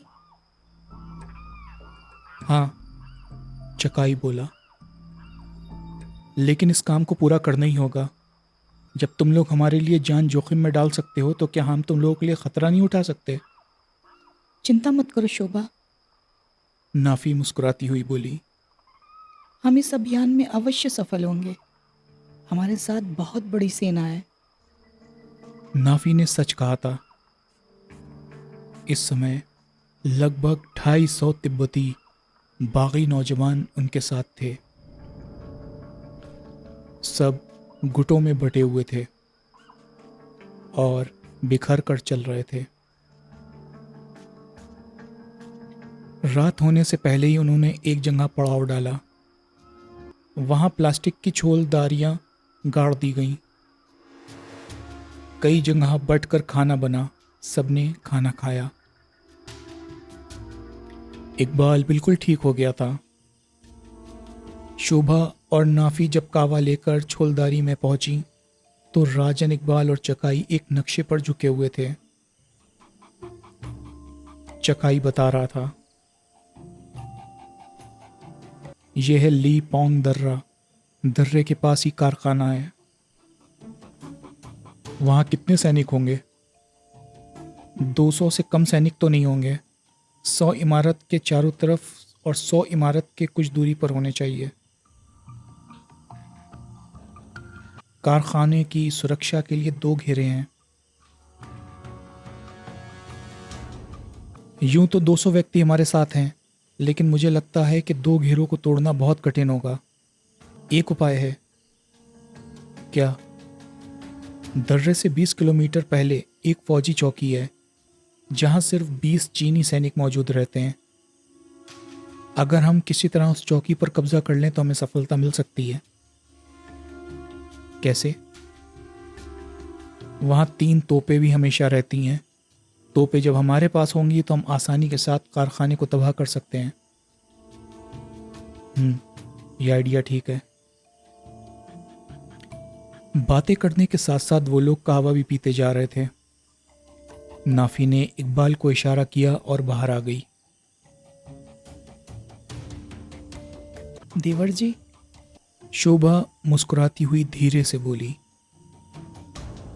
वो बुला गई है। जाओ। मुझे शर्म आती है। जाओ वरना उसका दिल टूट जाएगा।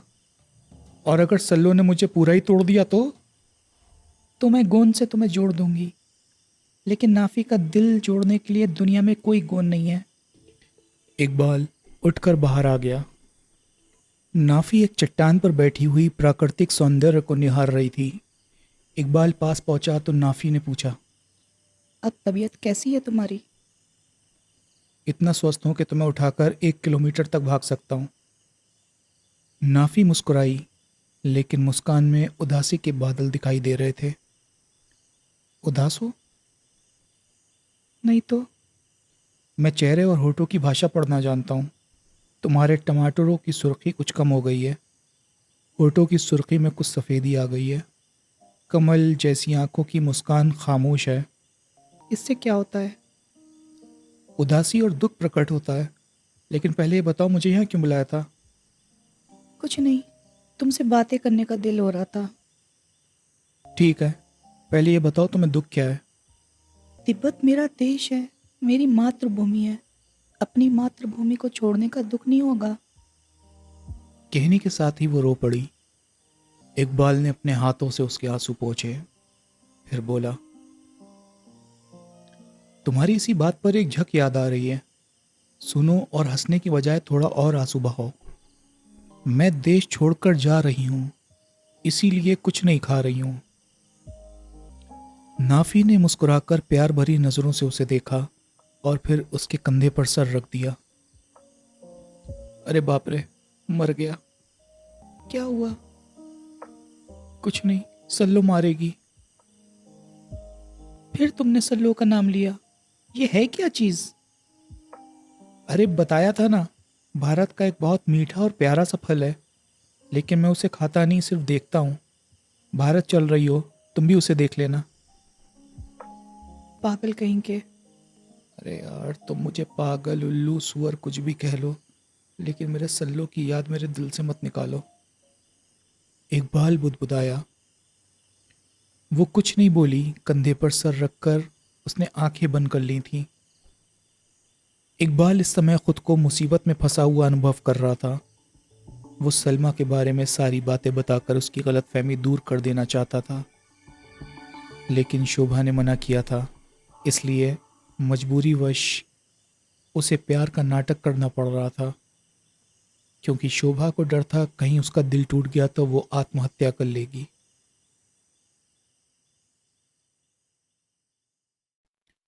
अगला दृश्य। दूसरी शाम को ही वो लोग चौकी के पास पहुंच गए। अभी तक कोई भी घटना पेश नहीं आई थी। राजन बोला, हम 60 लोग चौकी पर हमला करेंगे। इकबाल, नाफी और विलियम दाईं तरफ से, शोभा व मैं बाईं तरफ से, और चकाई, पवन सामने से हमला करेंगे। सबके पास 20-20 व्यक्ति होंगे। अंधेरा होने तक हम चौकी पर पहुंच जाएंगे। सबको राजन की योजना पसंद आई। वहां सबने चाय पी और फिर 3 दलों में बंटकर वो लोग चौकी की तरफ बढ़ने लगे। कोई आधे घंटे के बाद शोभा बोली, राजी, चौकी की रोशनियां तो दिखाई देने लगी हैं। कुछ और पास चलो ताकि हम उन्हें निशाने पर ले सकें।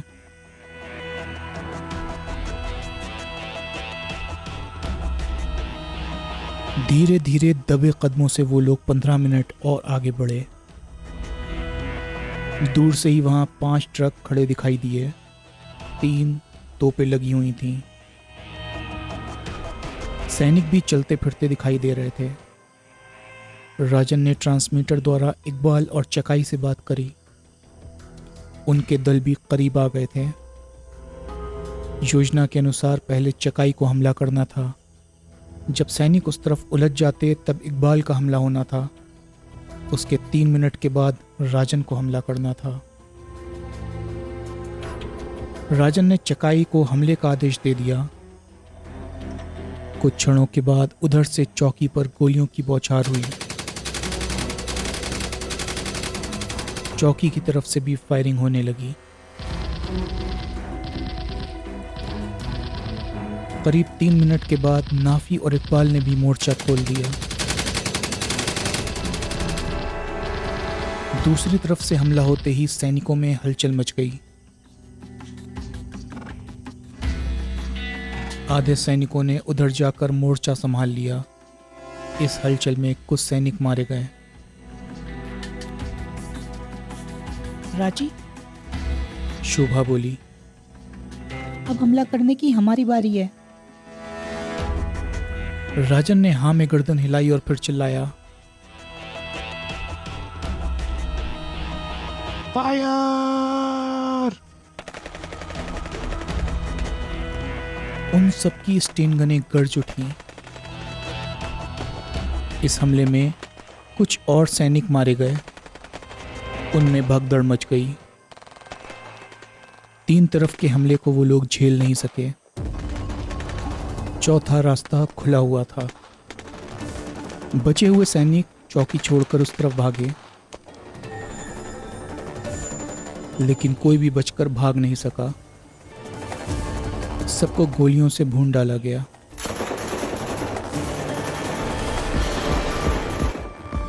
थोड़ी देर के बाद उनका चौकी पर कब्जा हो गया।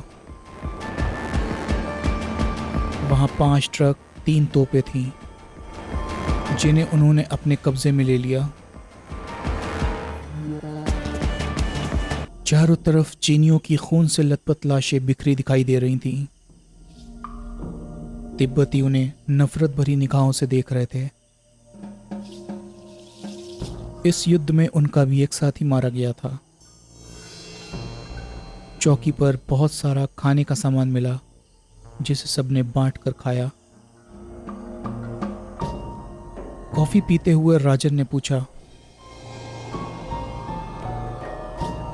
लीपांग दर्रे तक जाने के लिए क्या हमें वापस जाना पड़ेगा? नहीं, ये लीपांग दर्रे का पूर्वी भाग है। यहाँ से दर्रा करीब 40 किलोमीटर दूर है। ट्रकों द्वारा हम आराम से 2 घंटे में वहाँ पहुँच जाएंगे। राजन का चेहरा खुशी से खिल उठा। वो बोला, ये तो तुमने खुशखबरी जैसी खबर सुनाई है। इसी पर याद आया, एक बार मैं अस्पताल में था। पति और उसके रिश्तेदार बाहर इंतज़ार कर रहे थे। पत्नी अंदर थी।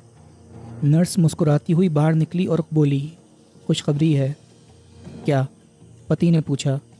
मुंडा हुआ है। जिस तरह इस समय खुशखबरी सुनकर तुम्हारा चेहरा खुशी से खिल उठा है, वैसे ही उस समय पतिदेव का चेहरा खिल उठा था। शुक्र है चकाई ने आकर तुम्हें यह खबर नहीं दी कि लड़का हुआ है। सुनकर सब हंस पड़े। 1 घंटा वहाँ विश्राम करने के बाद 5 ट्रकों में वो सब सवार हुए। फिर वो काफिला लीपांग दर्रे की तरफ चल पड़ा। दूरबीन से वो लोग चारों तरफ देखते जा रहे थे कि कहीं कोई चीनी दल उनकी ताक में ना बैठा हो। आज बर्फ नहीं पड़ रही थी। बादल कुछ जगह से फटे हुए थे। वहाँ नीले आकाश में टके तारे नजर आ रहे थे। उनके ट्रक पहाड़ी नाले की बगल से गुजर रहे थे।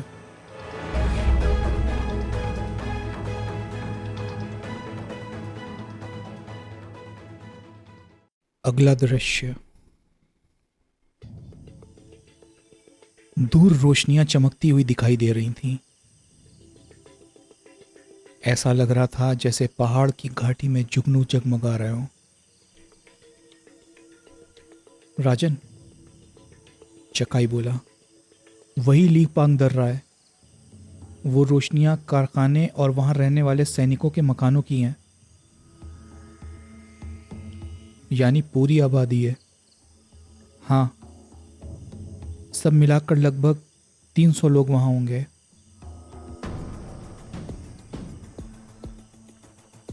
तब तो भयानक बमबारी करनी होगी, शोभा बोली।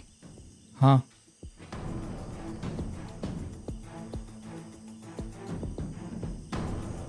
वो लोग बमबारी का जवाब भी तो देंगे।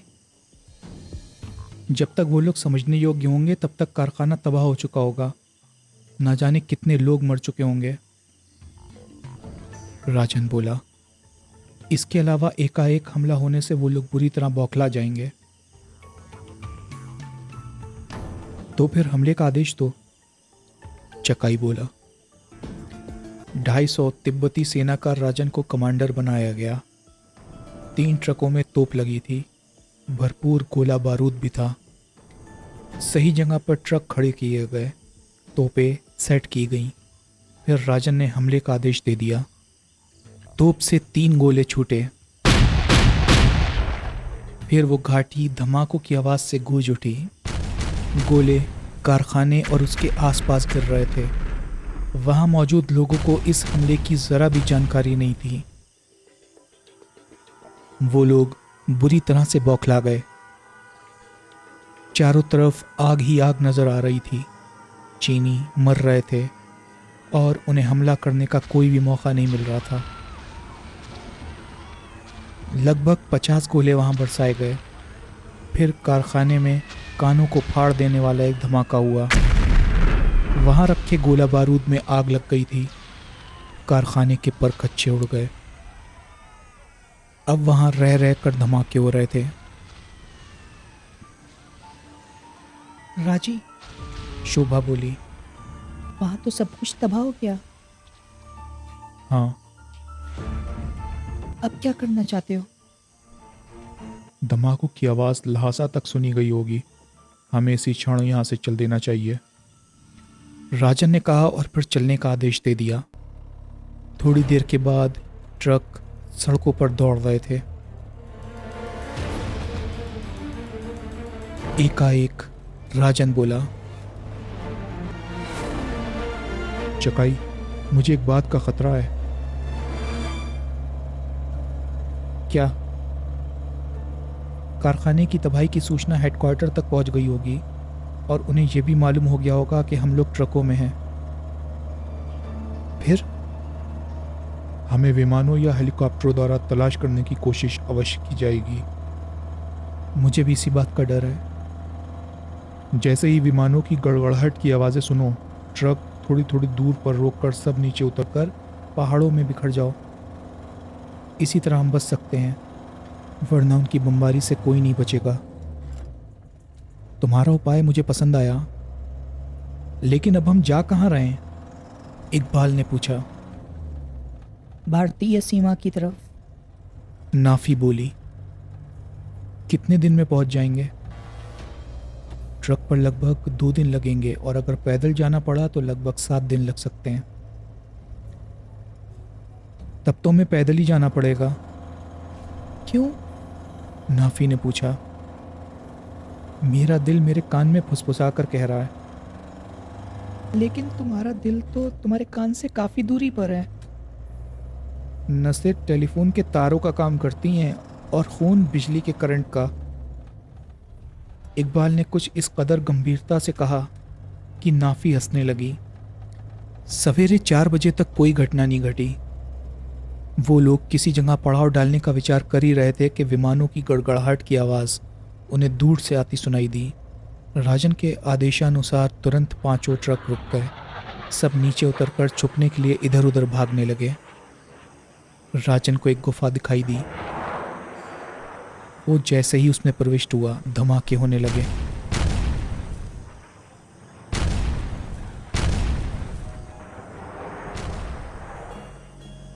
उसके पीछे शोभा और कुछ और लोग भी घुस आए। बाहर चीख पुकार की आवाज़ों के साथ काफ़ी देर तक धमाके गूंजते रहे। इकबाल नाफी के साथ बाहर ही रह गया था। दोनों एक बड़ी चट्टान की आड़ में मौजूद थे। नाफी उससे बुरी तरह लिपटी हुई थी। वो 5 विमान थे और लगातार बमबारी कर रहे थे। बीच बीच में काफ़ी नीचे तक आकर फायरिंग भी करने लगते थे।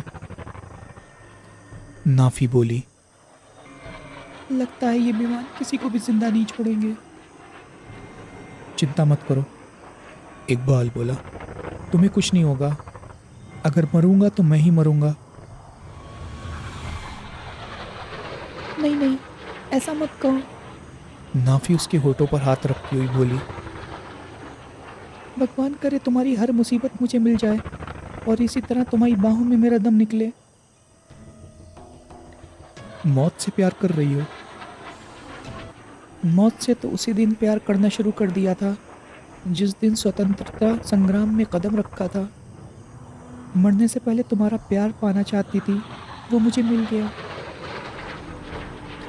इकबाल की इच्छा हुई कि उसे सलमा के बारे में बता दे, लेकिन वो ऐसा कहने की हिम्मत नहीं जुटा सका। फिर ऐसी आवाज़ उभरी जैसे विमान दूर होते जा रहे हों।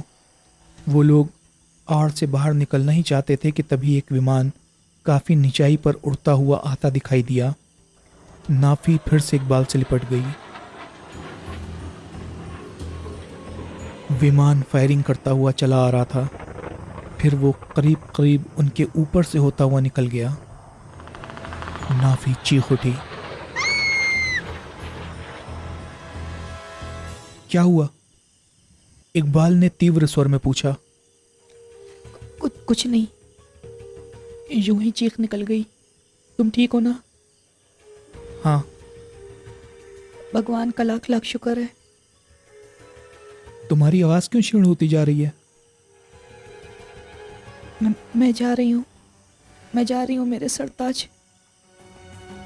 मैं तुमसे बहुत दूर। क्या कह रही हो? मेरी पीठ पे शायद 1 से ज़्यादा गोलियां लगी हैं। मैं बचूंगी नहीं, लेकिन मुझे अपने से अलग मत करना मेरे सरताज। मेरी इच्छा थी कि मैं तुम्हारी बाहों में ही दम तोड़ूं।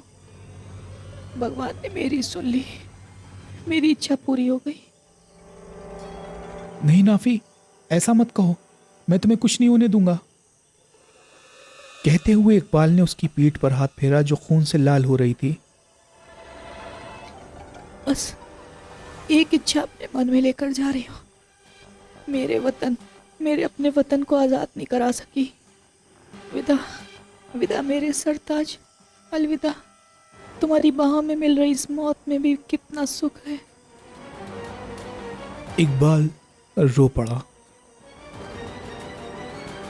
वो धीरे धीरे कुछ बुदबुदाती रही और फिर उसकी गर्दन लुढ़क गई। नहीं नहीं नाफी, तुम यूं नहीं मर सकती। तुम तिब्बत की बहादुर बेटी हो। तुम इस तरह हम सबको छोड़कर नहीं जा सकती। इकबाल फफक कर रो पड़ा। नाफी की लाश को उसने सीने से लगा लिया। विमान तबाही मचाकर जा चुके थे।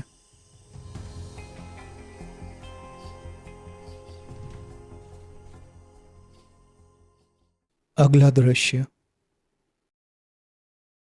राजन, शोभा, चकाई और दूसरे लोग गुफा से बाहर आ गए थे। अपने साथियों की लाशों के बीच होते हुए वो लोग उस तरफ बढ़ रहे थे जिधर से रोने का स्वर उभर रहा था। वहां जाकर उन्होंने जो दृश्य देखा उसे देखकर वो लोग भी रो दिए।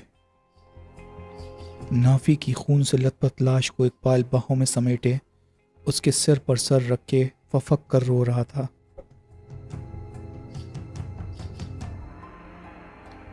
सिर्फ 20 लोग बचे थे। उन 20 लोगों के साथ उनका इस बार पैदल सफर तय हुआ। नाफी व अपने साथियों की लाशों का अंतिम संस्कार करने के बाद ही वो लोग आगे बढ़े थे। इकबाल चुप, गुमसुम और खोया खोया सा था। वो अपना सारा हंसी मजाक और ठिठोली भूल गया था। नाफी की मौत का उसे बहुत सदमा पहुंचा था। लगभग 5 दिन तक वो लोग सफर करते रहे। वो लोग ऐसे इलाके से जा रहे थे जहां चीनियों के मिलने की उम्मीद ना के बराबर थी। अभी वो लोग सीमा से लगभग 20 किलोमीटर दूर थे कि उन्हें 2 चीनी हेलीकॉप्टर उसी तरफ आते दिखाई दिए। सब लोग इधर उधर भागकर आड़ में हो गए। हेलीकॉप्टर से गोलियां बरसाई जा रही थीं। उनके कई साथी मारे गए। राजन और पार्टी भी उस पर फायरिंग कर रही थी। एक हेलीकॉप्टर में आग लग गई थी और वो हवा में ही एक धमाके के साथ फट गया। दूसरा हेलीकॉप्टर उनसे कुछ दूरी पर उतरा। उसमें से 8 सैनिक उतरे और मोर्चा लगाकर फायरिंग करने लगे। राजन ने इकबाल, शोभा और 3 साथियों को उनके पीछे भेज दिया। जब 2 तरफ से हमला हुआ तो सभी चीनी सैनिक मारे गए, लेकिन उन्होंने भी वहां मुठभेड़ में अपने 12 साथी और तिब्बत के एक और स्वतंत्रता सेनानी चकाई लामा को खो दिया। सिर्फ 8 तिब्बती बचे। मरने वालों का अंतिम संस्कार करके वो लोग हेलीकॉप्टर में बैठ गए।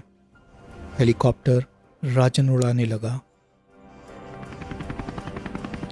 राजन, इकबाल, शोभा, पवन और विलियम खामोश रहकर हिसाब लगा रहे थे।